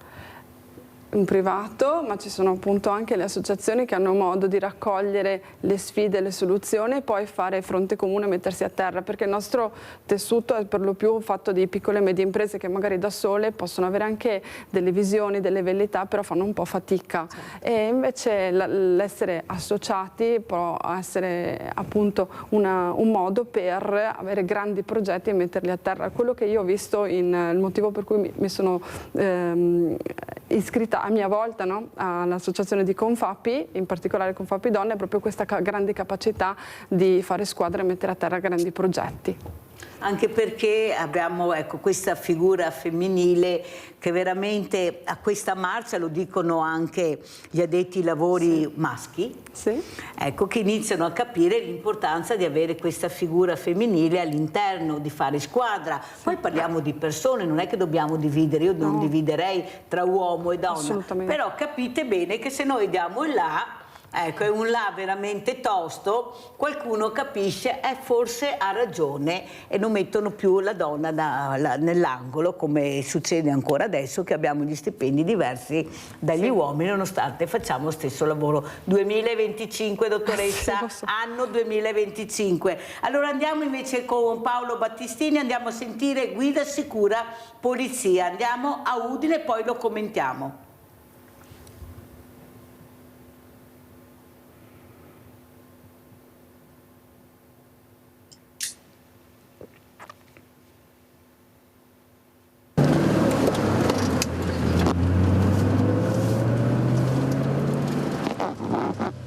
E tu fai questi corsi da quanti anni? 7. 7? L'esperienza è stata unica perché anche noi abbiamo avuto la fortuna di fare un giro con il titolare del circuito VF Drifting, Fabio Reveri, che ci ha spiegato alcuni dettagli da mettere in pratica per una guida praticamente perfetta e soprattutto sicura. Noi abbiamo solo assistito, a differenza degli agenti della polizia locale del Friuli Venezia Giulia, che hanno trascorso la mattinata proprio sul circuito di Mariano del Friuli per un corso professionale di formazione per la guida in sicurezza finanziato dalla Regione. Quest'anno abbiamo voluto inserire all'interno del programma di formazione per la polizia locale anche questo corso, questo per diversi motivi. Innanzitutto perché stiamo spingendo sempre di più sulla sicurezza stradale, dandoci la possibilità con degli istruttori qualificati di poter intervenire su magari qualche difetto nella guida, che non è un difetto quando si tratta di guidare tranquillamente, serenamente con la famiglia, ma che può essere un difetto quando invece si tratta di sport. Questa è stata una giornata delle tante in cui abbiamo la polizia locale, in cui facciamo i corsi di guida sicura, abbiamo parecchi poliziotti in cui stiamo formando e devo dire che la grande soddisfazione è entrano guidando in un modo, escono tutti contenti guidando in un altro, con molta più sicurezza e padronanza del mezzo. Padronanza del mezzo, forse sta proprio tutto qua, perché gli agenti della polizia locale, per garantire la sicurezza dei cittadini, a volte sono costretti a fare gli straordinari, il che significa correre velocemente per un'emergenza, prestare immediatamente soccorso o, perché no, effettuare anche un inseguimento. E questi non sono dettagli banali. Tra curve da prendere in velocità, asfalto bagnato e frenate improvvise è necessario saper maneggiare appunto in estrema sicurezza il veicolo, anche utilizzando uno stile di guida sportivo. Ecco perché la pista di Mariano del Friuli, unico centro tecnico federale AC Sport in regione, è perfetto grazie alle sue caratteristiche che simulano le reali condizioni che un agente può affrontare sulla strada. Ovviamente tutto in sicurezza, con l'asfalto che può essere bagnato artificialmente, la ghiaia esterna per attutire eventuali uscite di pista e gli pneumatici che fungono da barriera lungo tutto il percorso. È fondamentale questo percorso, che naturalmente coglie il nostro favore e il nostro apprezzamento, in quanto ci rende edotti, ma soprattutto ci fornisce quei rudimenti, quei consigli e quelle tecniche di guida per assecondare e quindi offrire un servizio migliore al cittadino, naturalmente in estrema sicurezza. Diamo corso a questo progetto che serve a sensibilizzare, a preparare e di conseguenza ad avere persone più formate tutti i giorni sulle nostre strade. Paolo Battistini, mi sembra di aver sentito unico centro, forse per quello che abbiamo troppi morti, perché non abbiamo centri dove insegnare a guidare. Cosa ne pensi e come commenti questo servizio? Sì, infatti diciamo ce ne sono pochissimi in Italia, ce n'è uno a Vallelunga che mi pare sia a Roma e così via, quindi ecco ce ne sono pochissimi. Tra l'altro era stata fatta una cosa del genere proprio a Castelfranco diversi anni fa, poi è stata disattesa e così via, perché ha bisogno, cioè sono strutture che hanno bisogno di finanziamenti, di manager, diciamo, ecco, che si dedicano a questa cosa. È una cosa molto importante perché, voglio dire, fanno vedere, diciamo, ai nuovi patentati e così via le difficoltà della guida, quando magari si guida sul bagnato o si guida sul cellulare, o quando esce, diciamo, un ostacolo improvviso dalla strada, di essere capaci di poter reagire in modo pronto. Sono soluzioni che appunto dovrebbero essere intensificate un po' dappertutto. Noi diciamo, ecco, che magari una lezione in meno di teoria, però una lezione in più di questo tipo, perché mandiamo sulla strada magari dei giovani che fanno pochissime prove di guida pratiche sulla strada, no, che non sono in grado di guidare. Io le racconto un aneddoto che mio figlio ha 30 anni, 31, quando lui ha fatto la patente ha fatto tutte le sue ore di prova di guida e ha fatto anche quelle 6 ore obbligatorie di guida, 2 ore di notte, 2 ore in autostrada e 2 ore nelle grandi arterie di città e quant'altro. Molti ragazzi suoi compagni queste ore non le hanno fatte, erano state solo scritte nel libretto, per cui mandiamo a spasso diciottenni che non hanno la cognizione di guidare, diciamo, in maniera pronta la strada, e questa è grave, perché qua si tratta di responsabilità molto molto pesanti e purtroppo, ecco, molti genitori, siccome la guida, la patente costa, ecco, voglio dire, però la vita costa molto di più, la vita, la salute non ha prezzo, e per cui spendere, se a disposizione queste strutture, spendere quelle 100-200 ore in più per fare un corso di guida di questo tipo è molto molto importante. Ma senti Paolo Battistini, non è che anche le scuole guida devono cambiare un po' registro, nel senso, ma chi se ne frega del motore, che se ormai si ferma la macchina non è che alziamo il cofano e andiamo a vedere, cioè capite che c'è qualcosa che non torna, come dice Paolo, ma voi in autostrada vedete queste scuole guida, io non ne ho visto mai neanche una, non so, sarò anche sfortunata, ci sarà anche qualcosa, quando piove a dirotto vedete macchine che fanno scuola guida, eppure dopo prendono la patente, come dice Paolo Battistini, corrono anche, ecco, anche qua la Confapi può essere di appoggio a questa associazione che sta cercando di fare, ecco, naturalmente lei è un'associata, non è che posso, però è un appello, mi sembra importante, che riguarda tutti, perché tutti quanti dobbiamo fare rete, perché è un bene comune che stanno facendo queste associazioni. Prego, dottoressa Rado. Sì, avere a cuore la collettività per noi sì, è assolutamente importante, per cui io raccolgo l'appello, lo porto, giuro. E poi si fa sentire magari con Paolo Battistini Battistini, perché veramente qui tutti quanti dobbiamo fare rete, cioè non ne possiamo più, no? Come dicevo stamattina dottoressa Rado, non è che io al mattino devo uscire e farmi il segno della croce se arrivo a casa la sera, o se i figli arrivano a casa la sera, o il marito, cioè non è possibile.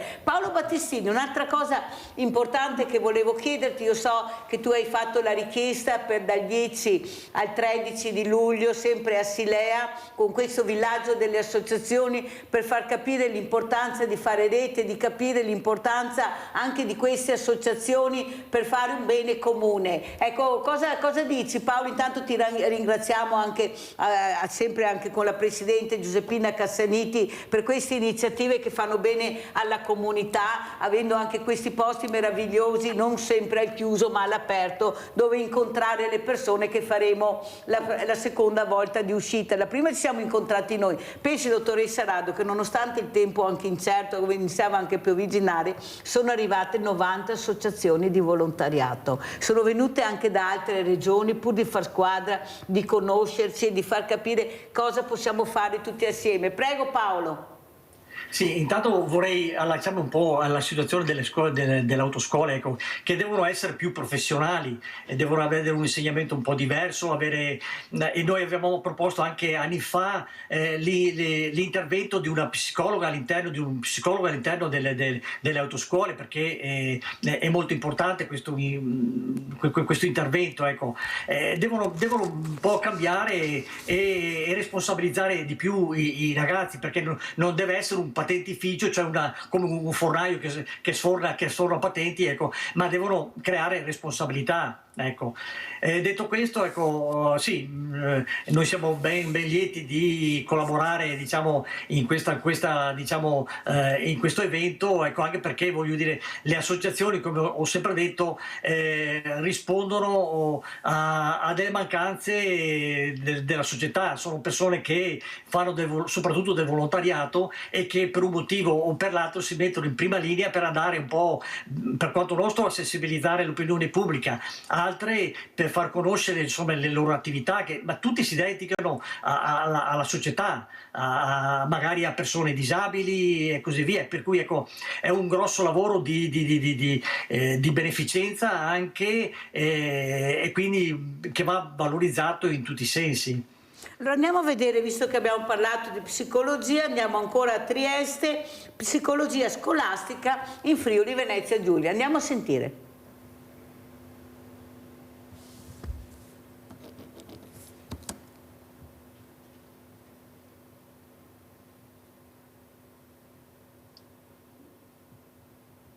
Adesso dovrebbe partire il servizio. Tanto che parte il servizio, sentiamo, dottoressa, come commenta le parole del nostro Paolo Battistini, che poveretto sta cercando anche lui di fare squadra, di cercare di aiutare, e soprattutto questi messaggi che arrivano. Eccola qua, ecco il servizio, poi sentiamo la dottoressa Rado. Argomento da trattare con estrema attenzione quello della presenza dello psicologo a scuola. Se un supporto importante da parte di questa figura è stato in qualche modo istituzionalizzato dall'università durante il periodo pandemico, per quel che riguarda il sistema scolastico in Friuli Venezia Giulia esiste il bonus psicologo, che pur rappresentando, secondo Laura Fasiolo, un'importante innovazione, sempre stando alla consigliera regionale PD, non basta. Oggi, assieme al professor Claudio Tonzar dell'Università di Urbino, Fasiolo ha illustrato la proposta di legge per istituire il servizio di psicologia scolastica, che parte da un presupposto fondamentale. L'Italia è una situazione un po' particolare perché esistono degli psicologi che mettono piede a scuola per vari tipi di progettualità, ma queste progettualità sono le più diverse, non sono presenti in tutte le scuole, hanno degli obiettivi ed vengono svolte delle attività molto diversificate, e soprattutto l'approccio a questo intervento è un approccio, diciamo, che utilizza una logica di tipo medicalista, medica, piuttosto che di prevenzione, di promozione della salute, di sviluppo di un ambiente, diciamo, di un contesto di benessere, come dovrebbe essere la comunità scolastica. Il servizio, ha spiegato Fasiolo, farebbe capo alle singole scuole nell'ambito dell'autonomia e su richiesta, qualora approvato, dovrebbe essere rinnovato ogni 2 anni.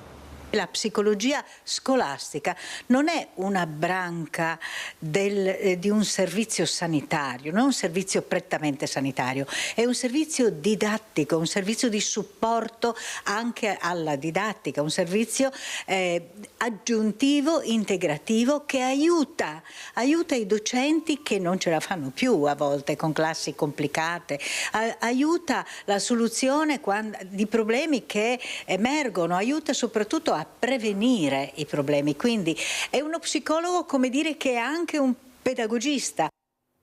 Allora, dottoressa Rado, come commenta il servizio? So che anche voi state cercando di fare un evento importante. Prego, dottoressa. Sì, il discorso intanto della psicologia deve essere sdoganato e per fortuna i numeri, perlomeno quelli che riguardano gli ambienti di lavoro, stanno dimostrando che c'è più attenzione, meno tabù e quindi più proattività anche in termini tecnologici. Per esempio abbiamo la possibilità di anticipare, applicando appunto strumenti di AI che leggono i dati, li anonimizzano, quindi stanno nel rispetto della privacy per esempio delle persone, e poi portano dei report ai board. Certo che applicare queste cose alla scuola forse è ancora un po' utopia, ma ci arriveremo probabilmente. In ogni caso quello che conta è l'attenzione e poter parlare, come stiamo facendo adesso, di questi temi importanti. Prego, dottoressa. Sì, questo è uno dei temi, forse l'ho un po' anticipato adesso con questo discorso, che porteremo anche ad un evento con FAPI Donne del territorio di Treviso e Venezia il 22 di maggio. Questo prossimamente, sì. Su questi schermi. Esatto. Ci riuniremo, l'idea è proprio quella di avvicinare nuove imprenditrici anche alla nostra associazione, portandole a testare con mano che cosa vuol dire la nostra comunità, fare squadra, essere sensibili rispetto a dei temi oggi di attualità come quelli che abbiamo affrontato adesso, in particolare la leadership femminile, e vivere un momento associativo piuttosto vario e toccare con mano insomma le nostre esperienze. Allora io le faccio vedere cosa ha fatto proprio un'imprenditrice donna, che eventualmente le darò il nome e cognome, proprio per la sicurezza stradale, perché come ha detto lei, io ho fatto una tesi perché nella mia famiglia c'erano i motociclisti, lei ha fatto invece una cosa importantissima che vedremo per salvare la vita specialmente alla comunità ma ai suoi figli, perché lei era terrorizzata. Andiamo a vedere cosa ha inventato: protezione barriere stradali. Andiamo a vedere questo video. Eccolo qua. Ha inventato questo, vede, dottoressa? Questo, diciamo, tipo materasso, che non riesce a bloccare e tu non vai a sbattere con la macchina contro questo palo, questo corpo contundente. È stato omologato, è stato approvato e lei si è inventata questa cosa qua. Pensate, ecco, una donna, ecco, che ha capito l'importanza di mettersi in gioco con questa azienda e ha creato questa meraviglia, guardate, che salva la vita, perché la macchina non cozza, si alza, poi ritorna a terra e non va a sbattere contro questo corpo contundente. Cosa vorrebbe dire a questa donna se ce l'avesse qui vicino, dottoressa Rado? A questa imprenditrice, poi, perché è un'imprenditrice. Sì, fare impresa tocca tantissime competenze e quando si parte da risolvere un problema concreto, la strada, mi permetta il gioco, è spianata, e quindi si tratta di poi andare ad affinare il modo di fare impresa per portarla al successo e far sì che innovazioni possano diventare realtà nella nostra quotidianità e quindi avere un impatto sociale importante. Perciò sì, assolutamente. Innanzitutto le mie congratulazioni e dopodiché una grande apertura, anzi la invitiamo il 22. Perché veramente poi le darò anche squadra. Il nome e cognome, perché ha fatto veramente una cosa importantissima per tutta la comunità, non solo per lei. Ha creato questo salvavita, lo chiamo io perché è molto importante. Paolo Battistini, cosa diresti tu a questa imprenditrice che ha creato questa specie di materasso che però ti salva la vita? Beh, innanzitutto, ecco, complimenti, perché appunto le donne hanno una fantasia molto migliore Paolo, di noi uomini, e quindi ecco, ben venga. Certamente è una cosa che deve essere sviluppata, messa a punto. È logico che basta pensare a quanti platani abbiamo in giro per le nostre strade, guardrail che sono manomessi o che hanno, diciamo, questa cuspide messa lì fuori che può infilarsi dentro la macchina è come una ghigliottina.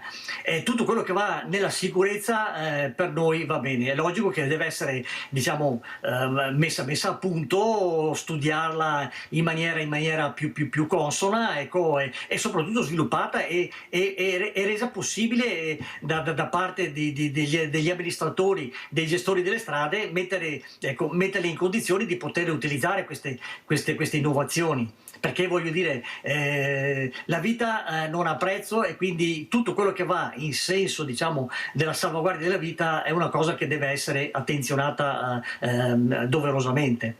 Allora andiamo a vedere pensando che appunto anche a 50 all'ora c'è uno sviluppo di energia cinetica che una persona, anche senza soprattutto senza cintura, può farsi del male, ma molto molto serio, per cui è una cosa che va ad attutire anche l'impatto. Guarda Paolo, che io sulle macchine retro io non vedo che nessuno mettano la cintura. No. Scusate se voi li vedete, io vedevo i passeggeri tutti senza cintura. No, davanti ce l'hanno, devo dire la verità, ma dietro, Paolo, io non vedo cinture. Pensare, tanto per dirvi un'altra notizia tecnica, che a 50 all'ora una persona di 70-80 kg durante l'impatto assume una potenza, un peso di 700-800 kg. Quindi 10 volte superiore. Quindi andare a sbattere contro il parabrezza con 700 kg addosso, diciamo, è una cosa deleteria. Quindi, e soprattutto quelle persone che sono sedute dietro vanno anche a far del male, ad ammazzare le persone che sono davanti. Quindi ecco, questa è una cosa da tenere a mente. C'è un silenzio totale su questo, io non sento che nessuno si preoccupa di questo, eppure veramente sarebbero veramente... Sono cose che non si sanno, sono cose che non si sanno, che non vengono dette, e noi nei nostri incontri, anche ieri sera sono stato in un incontro a Merlari in provincia di Padova e ho parlato di queste cose, e la gente che resta lì stupefatta perché non sanno. Perché non le mettono, quello non si sa, perché non le mettono, non gli interessa. Allora andiamo a vedere purtroppo anche questo funerale di questo ragazzo Lorenzo Cristea. Ieri sono svolti i funerali, andiamo a sentire e poi vedremo anche un passaggio. Ecco qua.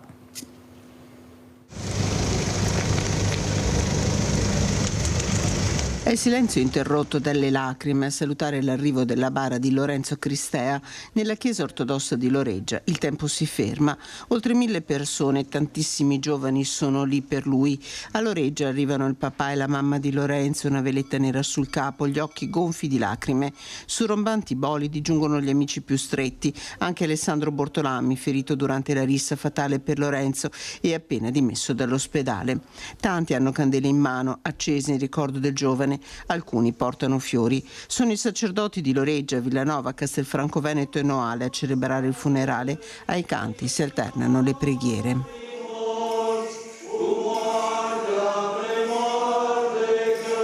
Al termine del rito il saluto del celebrante che invita i giovani a fare uscire solo il loro amore e a fermare ogni violenza. La cugina ricorda il Lorenzo Solare e, pensando al 4 maggio, prega: mi auguro che quello che è accaduto quella notte non accada mai più. Ultimo a salutare Lorenzo, uno degli amici. Sempre pronto a sdrammatizzare, a prenderci in giro, a farci ridere anche quando non avevamo voglia. Nessuno parla dell'indagine, solo lacrime e dolore nella chiesa ortodossa, dove in tanti si stringono alla famiglia, amici, parenti, con loro le sindache di Loreggia e Trebaseleghe e la vice sindaca di Castelfranco Veneto con il consigliere regionale Sandonà. Sul sagrato, commosso il saluto affidato a frasi come questa: sei sempre nel nostro cuore, scritte con i pennarelli neri su palloncini bianchi che vengono lanciati in cielo. È il rombo dei motori con i poster dei momenti felici vissuti con l'amico a salutare Lorenzo Cristea. Il suo corpo riposerà nel cimitero di Borgoricco. Paolo Battistini, come commenti, con tutto il rispetto e un abbraccio a questa famiglia per questa perdita immane, così giovane, rampanti bolidi, accompagnato da questi rampanti bolidi? Prego Paolo Battistini. È una cosa che non condivido, ecco, assolutamente, perché voglio dire, adesso scusami, ma adesso non so la dinamica di questo ragazzo, se è morto in un incidente stradale o in qualche altra maniera. No, è stato ucciso a coltellate. Ecco sì, la violenza nei giovani e così via, che la violenza è legata molto anche all'uso di alcol, di droghe e quant'altro.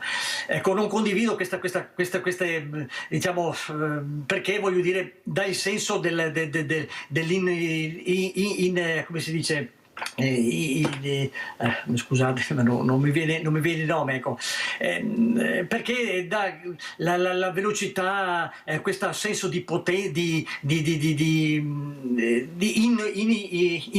cioè non impotenza, scusate, non mi viene il nome, ecco.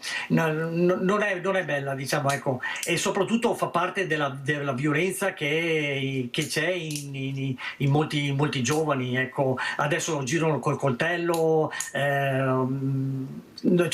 non hanno il senso del limite, non hanno il senso della percezione del pericolo e del limite, ed è per questo che magari, come ritornando prima, nelle scuole ci vorrebbe anche un supporto psicologico in questo.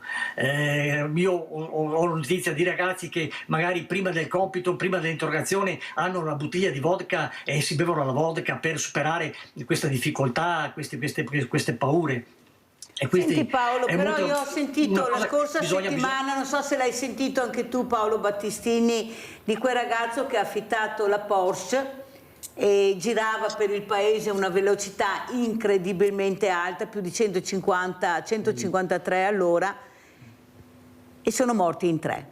Allora, questi ragazzi che arrivano, e abbiamo visto giovanissimi con questi bolidi in mano, ma siamo sicuri che li sanno guidare questi bolidi, queste macchine così potenti? Perché veramente mi sorge anche un dubbio. Vabbè, hai la possibilità, lavori, guadagni, puoi fare quello che vuoi, ma poi vai sulla strada con questi potenti bolidi che avete sentito. Ma è normale? Dottoressa, lei come legge questo servizio? Lei poi che ha fatto una tesi di laurea sulla sicurezza. Sì, i giovani passano da tantissime ore di televisione, software, giochi, dove tutto è simulato, tutto è virtuale e non ti succede niente, poi a misurarsi con la realtà e la fisica della realtà, in cui se sbagli ti fai male, molto male, e poi resta un grande dolore, un grande lutto.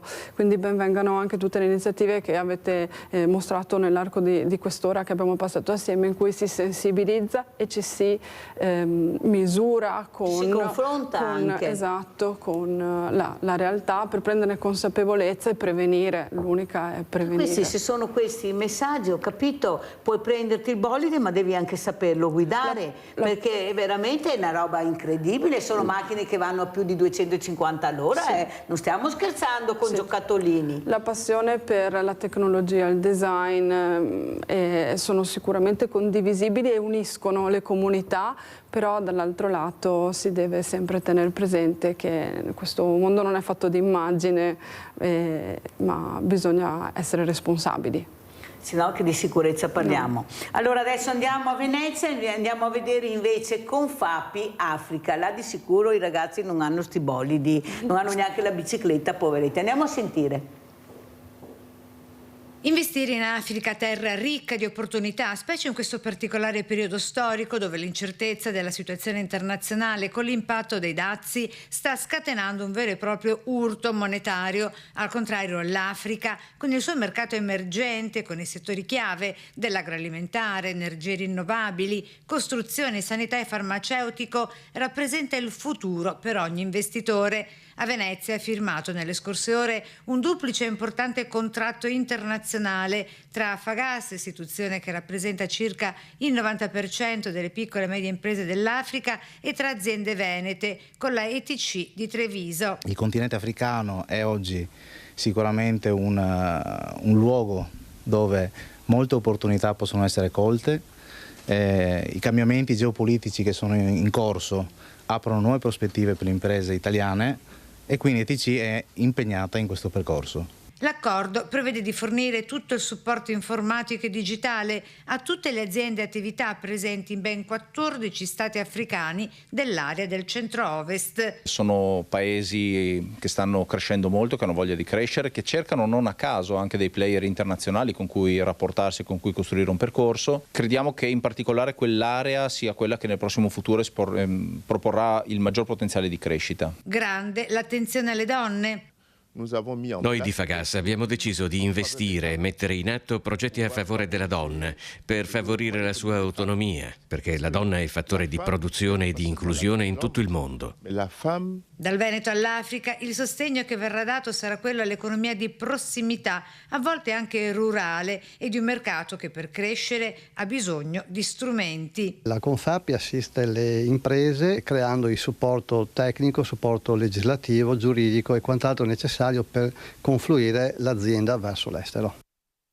Allora, dottoressa Rado, come commenta questo servizio e come ci saluta, con quale messaggio ci lascia? Prego. Beh, una recentissima imprenditrice che è entrata a far parte del nostro gruppo Confapi è proprio una donna africana, e quindi sì, stiamo veramente creando grandi sinergie e mettiamo a terra progetti importanti, quindi l'invito è quello di venire a conoscere la nostra associazione dal dentro, in un momento conviviale che vuole ispirare le donne verso, e non solo tutti, insomma, verso una leadership diversa, una leadership che guarda lontano. Quindi l'appuntamento è il 22 maggio al Perché di Roncade. A che ora? Alle 17:30. Ecco, abbiamo detto tutto. Come ci saluta? Grazie mille per questa giornata in cui abbiamo affrontato assieme dei temi importanti. Grazie a tutti. Grazie veramente alla dottoressa Anna Rado, associata a Confapi Treviso. Paolo Battistini, come ci saluti invece tu? Con quale messaggio vuoi lasciarci? Beh, diciamo che è sempre la solita cosa, che bisogna avere consapevolezza e responsabilità in tutto, perché appunto siamo in relazione con tutti quanti, dobbiamo avere il rispetto di tutti per la civile convivenza, e la civile convivenza parte anche dal condurre un'auto, dal condurre una moto, di andare in bicicletta o a piedi e quant'altro. Quindi ecco, tutti dobbiamo sapere come comportarsi e avere rispetto di tutti quanti, ecco, perché altrimenti ognuno fa quello che vuole, diventa anarchia, diventa liberticidio, e quindi sulla strada purtroppo si perde la vita molto più facilmente, anche basta solo un secondo, insomma, ecco. Grazie a Paolo Battistini, referente Associazione Italiana Familiari Vittime della Strada, di essere stato anche lui con noi. Ancora grazie alla dottoressa Anna Rado. Pubblicità.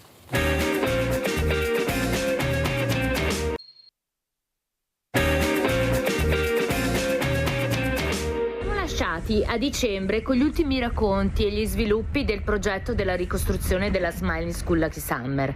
Come sapete, la Smiling School Lucky Summer è una scuola che sorge proprio a ridosso della discarica di Dandora. Questa scuola è una scuola media che offre istruzione a circa 90 ragazzi che vivono nelle baraccopoli di Nairobi. Nel 2019 Una mano per un sorriso for Children acquista una vecchia struttura appunto a ridosso della discarica di Dandora, con l'idea e la visione di portare i ragazzi che vivono nelle baraccopoli di Nairobi fuori dallo slum, per far vedere loro che esiste una possibilità di una vita migliore, diversa, che il mondo è grande e che non è racchiuso da una baraccopoli. Dopo 5 anni questa scuola ha la necessità assoluta di essere ricostruita ed ampliata per rispondere alle nuove esigenze della comunità e soprattutto dei bambini, e per rispondere alle richieste del governo keniano. 2 anni fa il governo keniano ha varato un nuovo ordinamento scolastico che mira al miglioramento della qualità dell'istruzione e a un ampliamento dell'età di obbligo scolastico. Ma questo che cosa comporterà nel concreto per le scuole? Ecco, le scuole dovranno costruire nuove classi e allestire laboratori adatti ai nuovi programmi. Ecco, voi capite che per le scuole delle baraccopoli questa è una cosa praticamente impossibile. Dalle 7 di questa mattina eravamo già tutti al lavoro. Infatti tutti i bambini che frequentano la Smiling School Lucky Summer sono arrivati a scuola prima delle 7 per iniziare a svuotare completamente la scuola, per permettere ai costruttori quindi di iniziare la demolizione di questa struttura. Come sapete, la Smiling School Lucky Summer si trova proprio davanti allo Smiling Center, nel quartiere appunto di Lucky Summer. Lucky Summer è un piccolo quartiere a ridosso della discarica di Dandora, ma appena fuori dallo slam, quella zona definita slam, che è una zona dove non ci sono strutture di mattoni, ma tutte le case, le scuole sono fatte per il 90% di strutture mobili, cioè lamiere, pali di legno e molto spesso anche altri tipi di materiali, tra virgolette, occasionali. Alle 8 del mattino eravamo praticamente pronti, tutti i banchi e le sedie erano stati spostati all'esterno della scuola, però qualche bambino, per cui questa non era solo una scuola ma anche una casa, ha fatto veramente fatica a lasciarla. Greetings from Kenya. My name is Isaac here at Smiley School. Today is 28th of April and I am very pleased that today we are initiating the reconstruction of the Smiley School and we are so pleased and happy for the support. Grazie. My name is Blind. It's okay.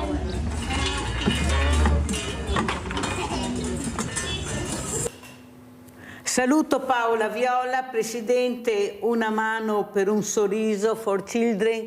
L'avete vista altre volte, appena tornata da questo posto, diciamo meraviglioso, sì, anche se è da ricostruire, sì, ma meraviglioso per la gioia che abbiamo visto, sì, la voglia di vivere, di imparare, di ascoltare. Grazie Paola. Saluto anche Monica Poli, Comitato Cittadini Non Distratti. Ciao Monica, bentornata. Fa piacere rivederti, grazie. Non so se c'è anche l'altro ospite, chiedo alla regia. Allora, se iniziamo proprio con Paola Viola, abbiamo visto questa meraviglia che state cercando di fare, questa ricostruzione per cercare di far imparare questi bambini almeno l'ABC, quella che è una vita normale, una scuola dignitosa. Io penso che la cultura possa salvarli, ecco, io penso questo. Però il problema è che bisogna reperire fondi e tutti quanti chiedono soldi e alla fine anche non si sa più dove andare a parare, anche se a mio avviso certi fondi dovrebbero essere destinati a queste realtà che fanno solo del bene. Siccome dicono aiutiamoli in casa loro, allora cerchiamo di aiutare anche Paola che li aiuti in casa loro. Prego Paola. Ecco, allora niente, questa tematica della raccolta fondi e poi di come vengono destinati i fondi è molto delicata e secondo me oggi più che mai è un impegno di noi persone che siamo impegnate appunto in questi progetti di dare riscontro. Proprio per questo, come sai Mirella, noi dedichiamo praticamente quasi tutta la nostra vita, a parte l'aspetto lavorativo, perché anche noi dobbiamo lavorare, visto che quello che fa ad oggi Una Mano per un Sorriso for Children è in toto volontariato e questo ci tengo a sottolinearlo, quindi dedichiamo gran parte della nostra vita ad essere esempio per queste persone, perché non è mai un'imposizione, ma è un esempio, un accompagnamento, ma al tempo stesso un esempio per come questo tipo di progetti dovrebbero essere portati avanti. Quindi una volta ti ho detto, sapessi quanti chilometri ho fatto per questi sorrisi, quindi ogni volta che è possibile e necessario siamo pronti a prendere un aereo ed andare in aiuto di queste persone, però portando anche a casa queste testimonianze che sono molto importanti.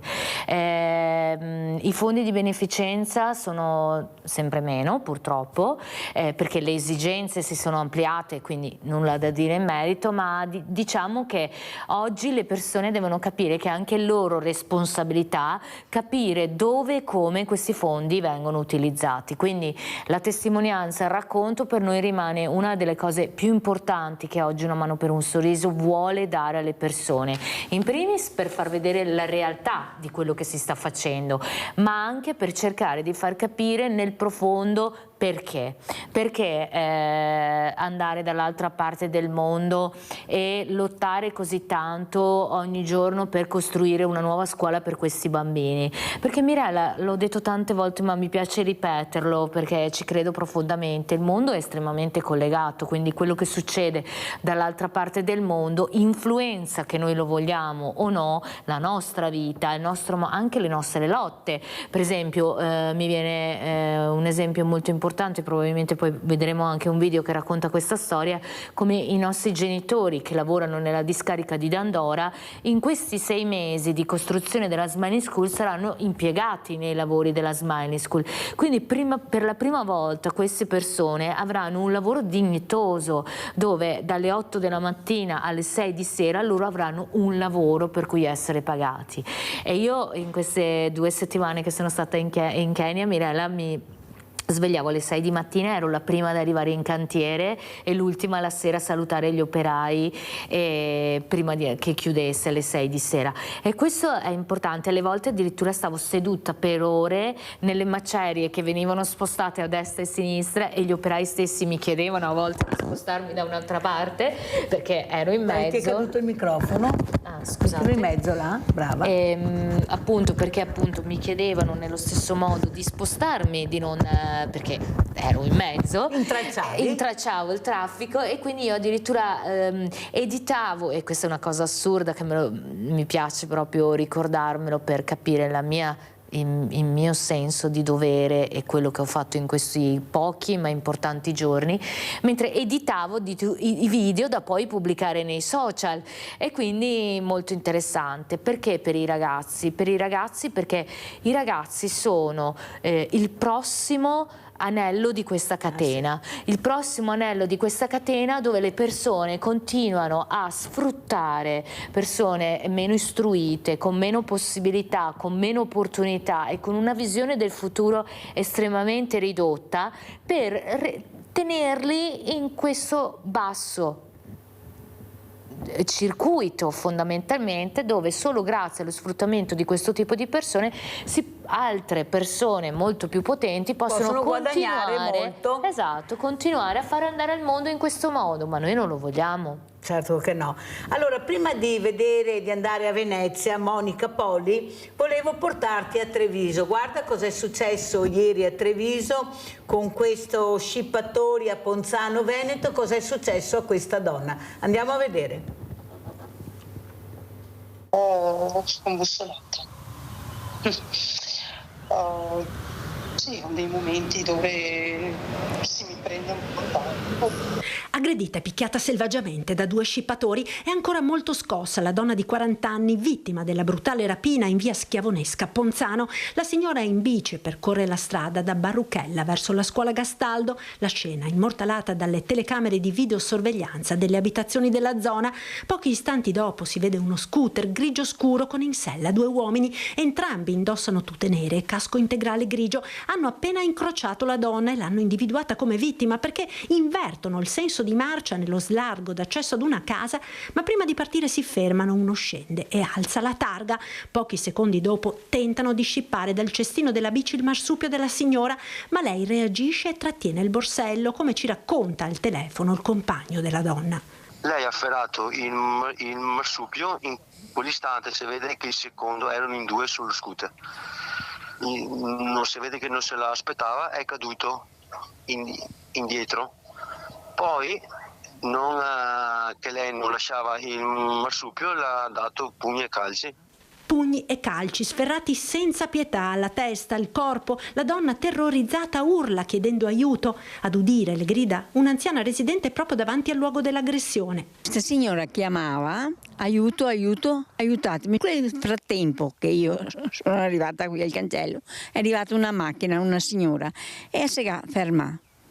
E così a me ha ricorso tutto, dare un fiato d'acqua e tutto quanto, per lavarle giù le mani, era piena di sangue dappertutto, perché non so se sia stato dal naso o dal zigomo che aveva rotto, perché ha pestata, ha dato botte in testa. Subito sono stati chiamati i sanitari del 118 e di carabinieri, che ora conducono le indagini sull'episodio. Dopo il pestaggio e la rapina, i 2 malviventi sono scappati a tutta velocità sullo scooter. Arrivati all'incrocio della scuola, sono stati notati da un testimone che ha sentito urlare "va di là" e li ha visti sfrecciare verso il bastone. Gli inquirenti stanno passando al setaccio le immagini della videosorveglianza ed indagano anche su un altro scippo con analoghe modalità, verificatosi circa un'ora prima a Montebelluna, dove un uomo è stato rapinato del marsupio. Non si sa se dagli stessi malviventi.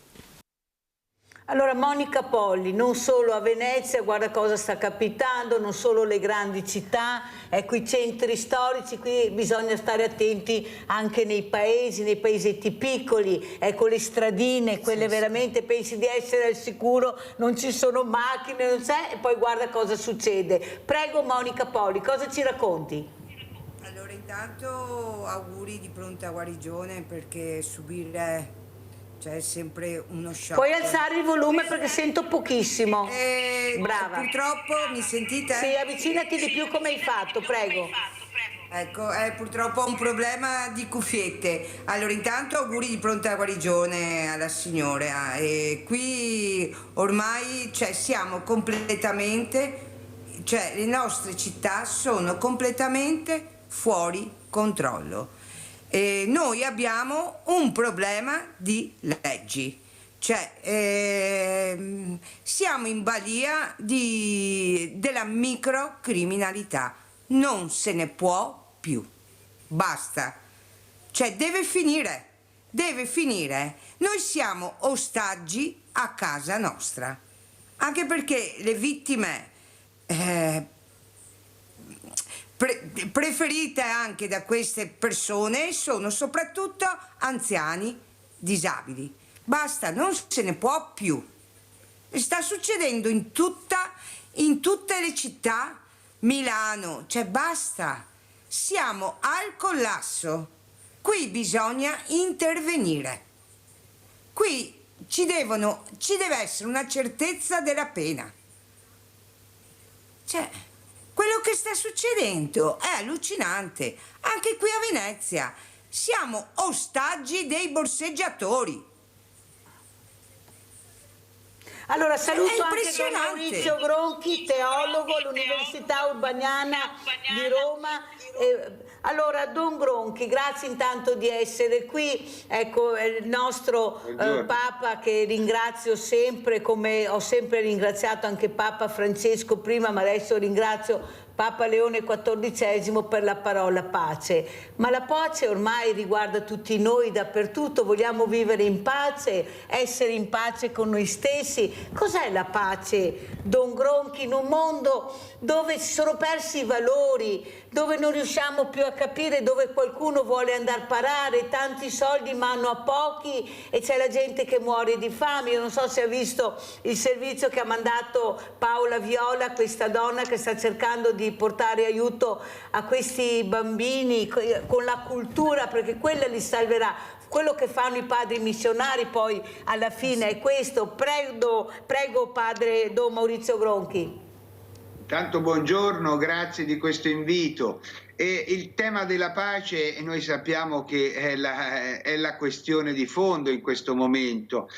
Papa Leone ha iniziato proprio dalla Loggia delle Benedizioni il suo saluto dicendo: la pace di Cristo risorto sia con tutti voi.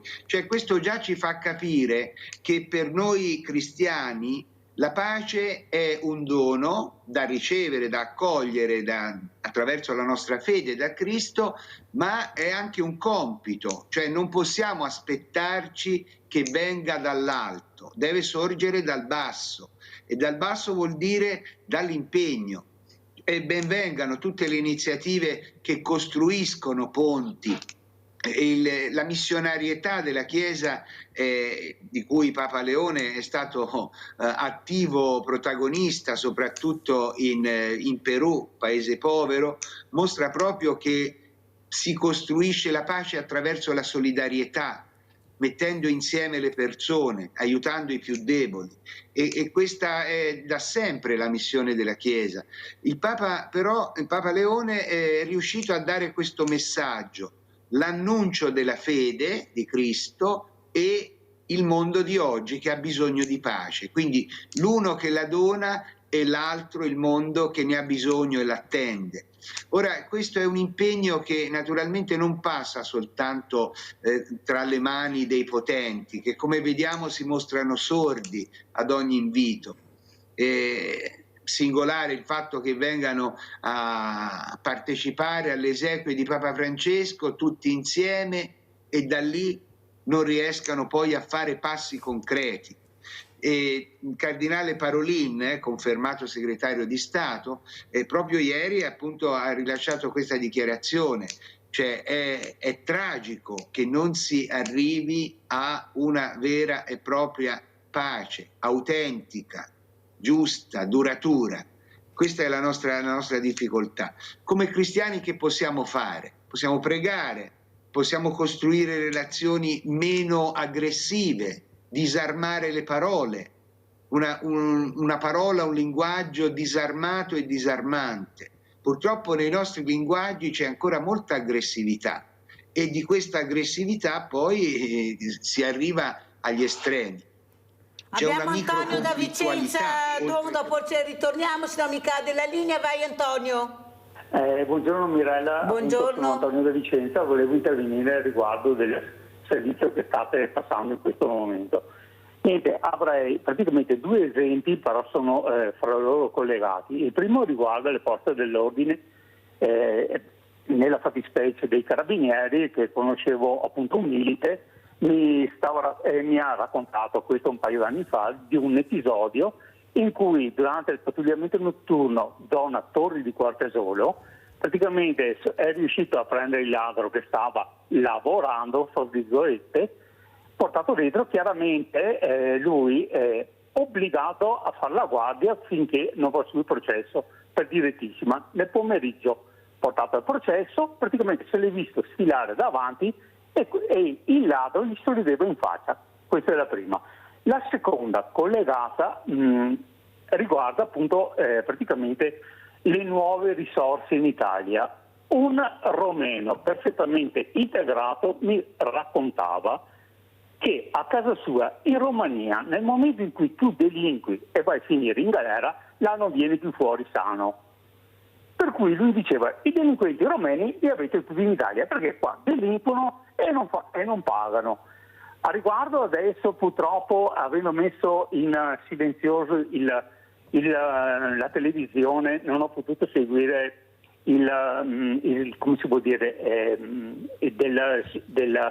l'ecclesiastico, no? L'espulsione dell'ecclesiastico lì. Non ho potuto seguirlo perché adesso lo sentirai, allora sentirai perché andiamo avanti, devo correre, ma sei stato chiaro. Allora, visto che parliamo di pace e di sicurezza, andiamo a vedere cosa riesce a fare Paola Viola con la sua squadra. Andiamo a vedere la seconda ricostruzione.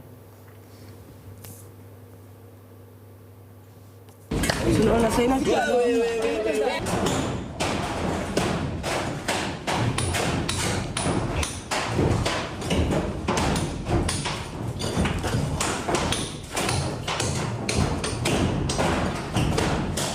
Oggi è il 30 aprile ed è quindi il terzo giorno di lavori della ricostruzione della Smiling School Lucky Summer. Ma oggi c'è una cosa veramente speciale che vorrei raccontarvi e per questo motivo sono venuta nel tetto dello Smiling Center. Questa mattina alle 7 gli operai e il capo cantiere Francis erano già al lavoro. Vorrei che osservaste molto bene questa mattina la scuola. Allora, sono entrata per qualche minuto nel cantiere, ho fatto fermare un attimo i lavori perché altrimenti non riuscivo a spiegarvi, perché vorrei farvi vedere esattamente in che modo si è svolta la demolizione della scuola e spiegarvi perché. Come vedete, praticamente il muro di cinta della scuola è l'unico in piedi, ma in realtà non è proprio così, perché come avete potuto vedere dall'alto c'è un'altra parte della scuola che è stata salvata, che è questa praticamente, dove vivono e dormono i bambini che l'associazione ha in affido. Ecco perché Francis e tutti gli operai hanno demolito tutta la scuola, lasciando per ultimo questa parte che però, come mi ha spiegato oggi Francis, sarà demolita. Come quindi vi abbiamo raccontato tante volte, questa scuola, come lo sarà anche la prossima del resto, non è solo una scuola, ma è casa, è famiglia, è vita, è possibilità, è futuro per questi ragazzi. For now we are clearing the space, compound. Then after that we want to use it in measuring the classes. We see their background. There's a playing ground. We will make it clear as quickly as possible, as we can. Thank you.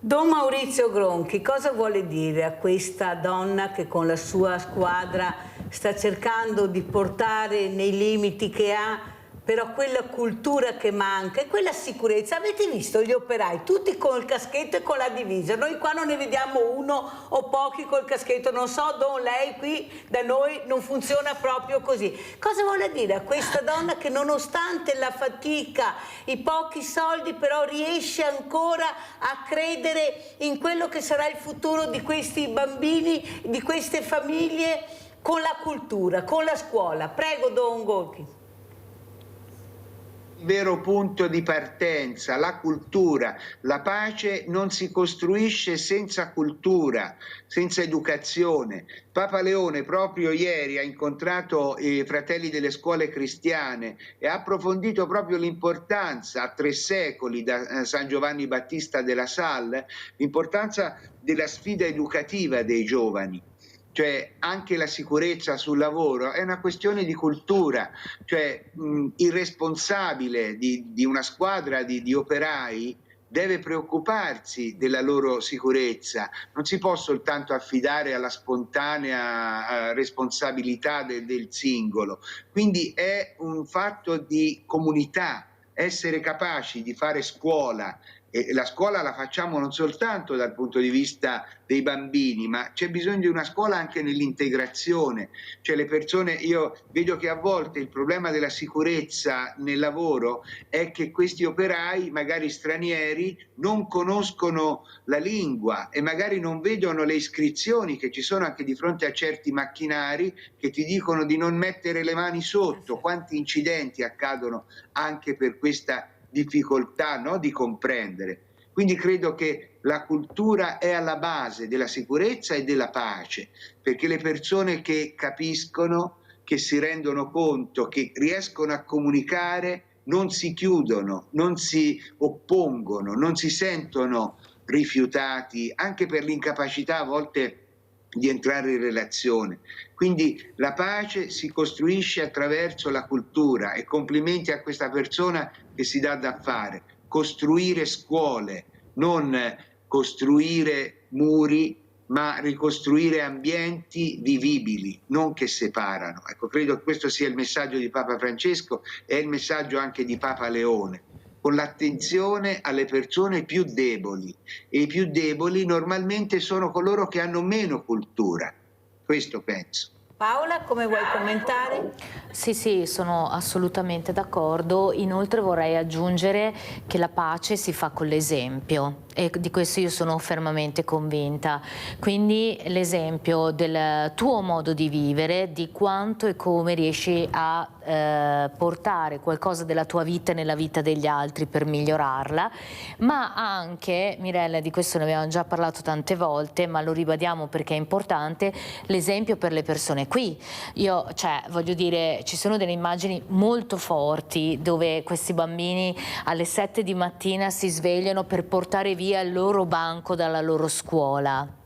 E quindi è una concostruzione della pace, perché è appunto una comunità. Non ci può essere pace se non esiste una comunità globale, quindi dove tutti si aiutano, dove tutti capiscono, tutti sanno. Gli operai lasciano per ultima questa stanza dove stanno dormendo i bambini con niente attorno. Capisci, Mirella, cosa è successo? Lì hanno dormito per 3 notti in più i nostri bambini. Quindi voglio dire, tutti sanno, tutti sono attenti all'altro, ma come ci può essere una pace se non c'è comunità? e oggi non c'è una comunità mondiale. No, non c'è, basta vedere anche quello che succede a Venezia, adesso andiamo a vedere altri esempi, questa faida tra borseggiatori che mettono in pericolo la pace, ecco la sicurezza, regna la paura. Prego, andiamo a vedere. Come accade in questi casi, la confusione è parecchia. Di certo c'è che una delle ragazze nasconde dietro la schiena una pinza con cui poi tenterà di colpire un'avversaria. Un'altra giovane raccoglie un oggetto che poco prima le era stato lanciato addosso, scagliandolo contro un'altra ragazza. Questa non è certo la prima né purtroppo l'ultima rissa sul piazzale della stazione di Venezia, ma forse è più importante di molte altre perché potrebbe segnare una novità significativa. Abbiamo l'impressione che ci sia una lotta tra clan per il predominio del territorio e sembrerebbe che a terra non fosse una turista ma una borseggiatrice. Qui insomma non si tratterebbe di uno scontro tra borseggiate e borseggiatrici, ma tra sole borseggiatrici. L'impressione che già aveva avuto chi era presente in stazione è rafforzata da un fatto senza precedenti. In questi giorni alla chat messenger dei cittadini non distratti sono arrivati messaggi di persone note come borseggiatrici che segnalavano in tempo reale la presenza di altre borseggiatrici, invitandoli a intervenire. Siamo andati a verificare e sono clan rivali. Si ha la sensazione che ci sia proprio una guerra per la spartizione del territorio. In Comune di Venezia un fenomeno del genere si era visto finora solo negli scontri, a volte anche sanguinosi, scoppiati negli ultimi anni tra spacciatori, presumibilmente per il controllo di una zona della città. Ma con milioni di turisti a disposizione, i furti di portafoglio possono rivelarsi remunerativi come lo spaccio. Rubare a Venezia può essere un affare e i borseggiatori sono gruppi organizzati per i quali alcune zone della città sono sicuramente migliori di altre. Questi orientali sono stati abbastanza attenti da scoprire in tempo un borseggiatore che poi è sceso dal ponte dell'Accademia con una velocità da prestazione olimpica. A Piazzale Roma una spaesata coppia di americani è invece appena stata alleggerita di 100 euro da due finti portabagagli che gli avevano fatto credere che nel prezzo fosse compreso anche il viaggio in taxi. Per gli amanti del gioco d'azzardo ci si può trasferire sul Ponte degli Scalzi a regalare soldi ai gruppi che praticano l'intramontabile truffa delle 3 scatolette. Venerdì, sabato e domenica il copione si ripete con un'aggiunta. Accanto a queste situazioni che avvengono nella totale impunità, nella totale serenità e alla luce del sole, 1 metro più in là ci sono gli steward che fermano le persone, non per sapere se sono in regola con l'attività che stanno svolgendo, ma se sono in regola col contributo di accesso. È una cosa veramente paradossale e assurda. Ora, ieri ci è stato detto che in stazione sono transitate più o meno assieme 24 borseggiatrici con al seguito minori e addirittura i mariti. Facciamo una domanda ai giudici: che secondo loro che cos'è? Una gita turistica o un'associazione a delinquere?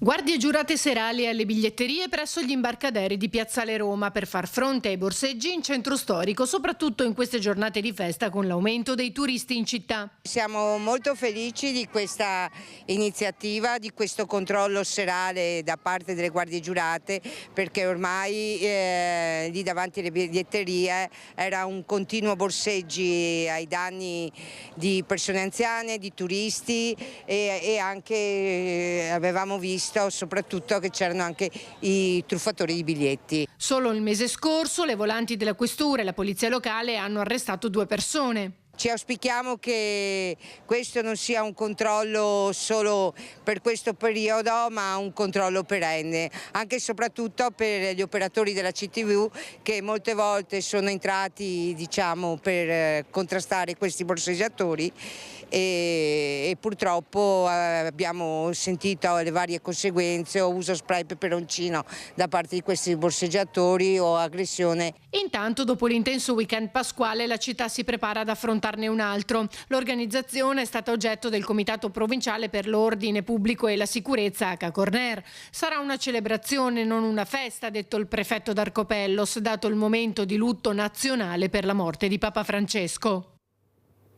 Monica Poli, allora cosa ci racconti? Sta arrivando un altro weekend, ecco, prima si parlava di certezza della pena, ma adesso mi sembra che ci sia la destra, ma la certezza della pena non arriva neanche con quella. Prima dicevano che era colpa della sinistra, troppo buoni, il problema è che non abbiamo le leggi sufficienti o non vengono applicate come hai detto tu, però qualcosa bisognerà pur fare. Pensa anche l'esempio, diceva Paola, quasi quasi sei più sicura là dove sei andata con tutte le difficoltà che non a girare la nostra Italia. Prego Monica. Allora, innanzitutto ecco, vorrei partire riguardo alle guardie giurate che sono state messe nei pontili. Allora, premetto che io ero felicissima, ma adesso andrò anche a monitorare perché io controllo sempre, sono sempre nel territorio. Erano state messe 2 guardie ai pontili di Piazzale Roma proprio alla sera per il contrasto dei borseggi. Poi in questi ultimi giorni sono state messe anche 2 guardie presso la ferrovia, sempre per controllo borseggi e truffa dei biglietti, perché ci abbiamo di tutto qui a Venezia purtroppo. E a parte che 2 guardie durante il giorno sono poche perché i pontili sono distanziati e ci vorrebbero 3 guardie. Però ieri, parlando con un operatore, mi hanno detto che le guardie, quelle serali che erano fisse in Piazzale Roma, ora si spostano, praticamente fanno Piazzale Roma e ferrovia. E questo non va bene. Quindi prima... Ora io mi accerterò di questa cosa perché ci devono essere dei presidi fissi. Molto chiara veramente Monica, devo correre perché il tempo è tiranno, ma sei stata chiara, il messaggio arriva. Quello che volevo chiedere a Don Maurizio Gronchi, lei vive a Roma, Don Maurizio, ma veramente sono città meravigliose ma non sono sicure, perché quello che vediamo là penso che lei lo viva quotidianamente, anche lei, questa rabbia dei ragazzi, gli scippatori, ecco, mancano le forze dell'ordine, cosa ci dice? E questo crea violenza, non c'è niente da fare, crea rabbia anche nella popolazione. Prego Don Gronchi. Certo, questo è un problema delle grandi città, perché purtroppo dove ci sono più persone, dove c'è movimento turistico, soprattutto in certi periodi dell'anno, per esempio abbiamo visto a Roma che non solo con i funerali di Papa Francesco ma anche con il maggio, quindi arrivano i pellegrini, i turisti, il giubileo, è un'occasione per tante persone di delinquere. E c'è da dire una cosa, che il fatto che Papa Francesco si sia fatto seppellire a Santa Maria Maggiore, che è così vicino alla stazione Termini, quindi un luogo ovviamente frequentato da un andirivieni e anche da una popolazione emigrata con difficoltà, questo ha permesso di mettere maggiore attenzione e forse un pochino più di sicurezza anche in un ambiente. Credo che questo sia anche un dono che Papa Francesco fa a un ambiente che è piuttosto degradato, insomma le adiacenze delle stazioni sono normalmente ambienti di difficoltà. Questo che cosa vuol dire? Che nei periodi in cui c'è un maggiore afflusso bisognerebbe avere il coraggio di fare un maggiore investimento di controllo e di sicurezza. È una spesa necessaria, l'aumento appunto delle guardie giurate, delle persone, dei presidi.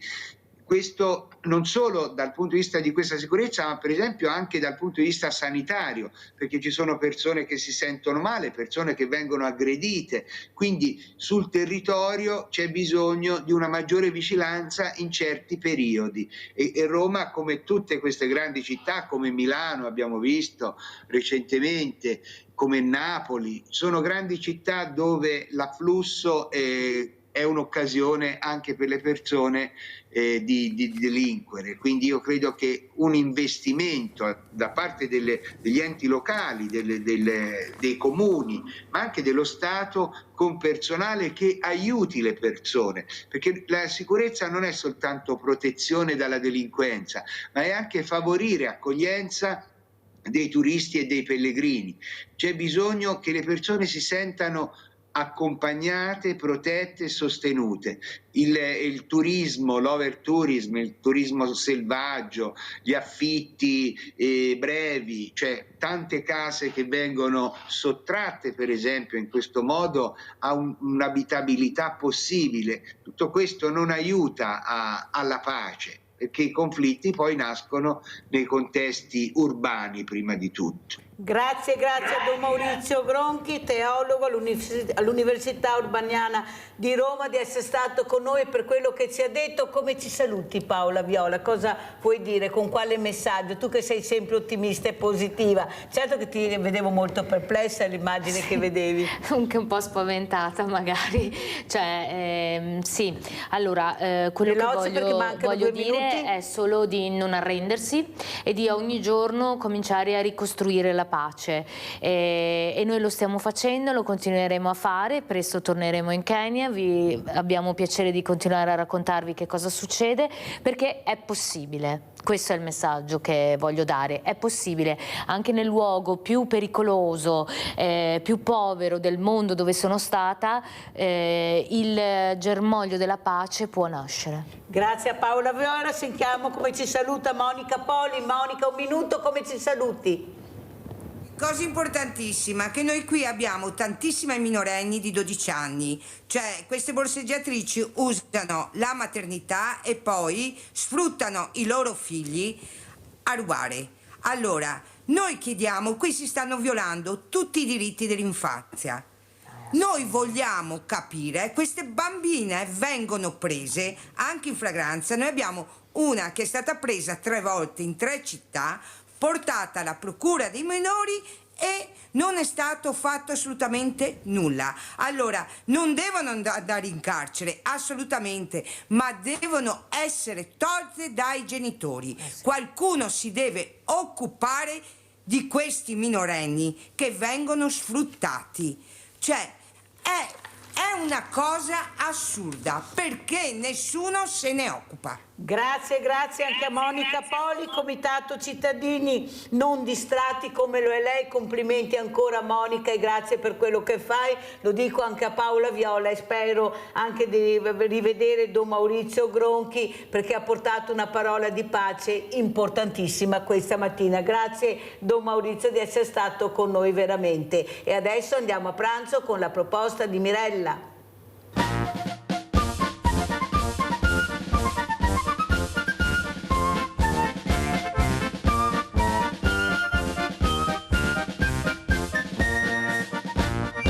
Bene, oggi vorrei farvi vedere un piccolo dessert veloce e di stagione. Siamo in periodo di arance, abbiamo delle bellissime arance che ci arrivano dal sud dell'Italia e con queste arance vorremmo fare insieme a voi un'insalata di arance al Grand Marnier da servire con una pallina di gelato alla crema.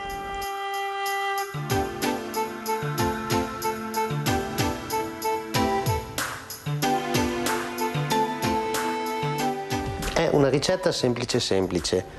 Oltre alle arance useremo della cannella, dei chiodi di garofano, dell'acqua e zucchero. Noi in questo caso abbiamo anche un po' di sciroppo all'amarena, che sono quei topping, quei sciroppi che trovate comunemente in gelateria, e l'esecuzione è molto veloce.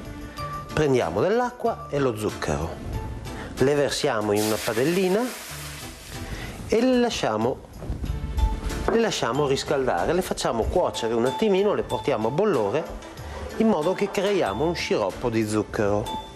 Quando questo composto sarà bollente spegniamo il fuoco e ci aggiungiamo un po' di Cointreau, Grand Marnier, un liquore, quello che preferite voi, l'importante è che sia aromatico. Questa è la prima fase. Poi dopo andiamo a pelare le arance a vivo insieme a voi e le mettiamo a marinare in questo composto. Mentre il nostro sciroppo si sta preparando, noi prendiamo le arance, gli tagliamo via i 2 lati e con un coltello ben affilato andiamo a pelarle a vivo. Praticamente gli togliamo la buccia e tutto il bordo bianco che esse contengono, che esse hanno.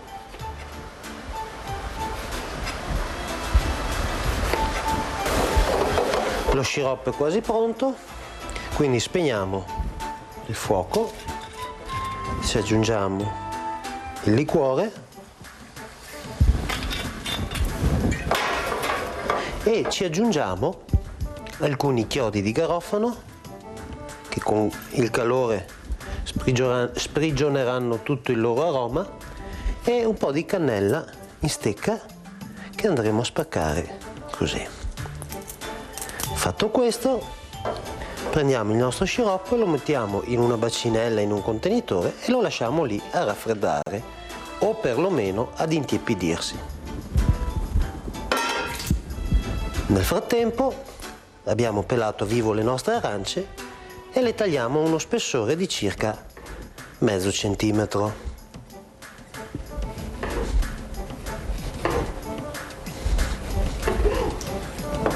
Ecco qui, quando lo sciroppo sarà tiepido, le immergeremo nello sciroppo e le lasceremo marinare per 5-6 ore. Otterremo questo, uno sciroppo che sia leggermente addensato e delle fettine di arancia che hanno lasciato un po' del loro colore, ma soprattutto il loro profumo alla concia che abbiamo preparato. Quindi noi adesso vi faremo vedere come preparare il piatto dopo queste operazioni che potete fare tranquillamente anche in mattinata o nella giornata precedente. Ecco le nostre fettine, andiamo a preparare l'insalatina di arance. Le disponiamo a spina di pesce nel piatto che abbiamo deciso di usare.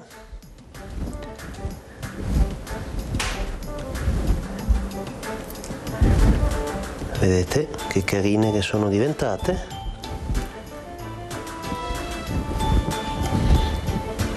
E poi, quando abbiamo fatto questo giro di arance, gli mettiamo al centro una bella pallina di gelato, che può essere alla crema o a seconda dei gusti che voi avete, che preferite.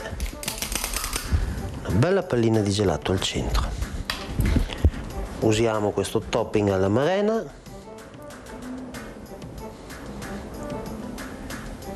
Lo versiamo così. Se volete per decorazione potete usare 2 chiodi di garofano e un po' di cannella attorno che bene o male sprigiona un po' di aroma, e chiudiamo con una bella spruzzata di zucchero a velo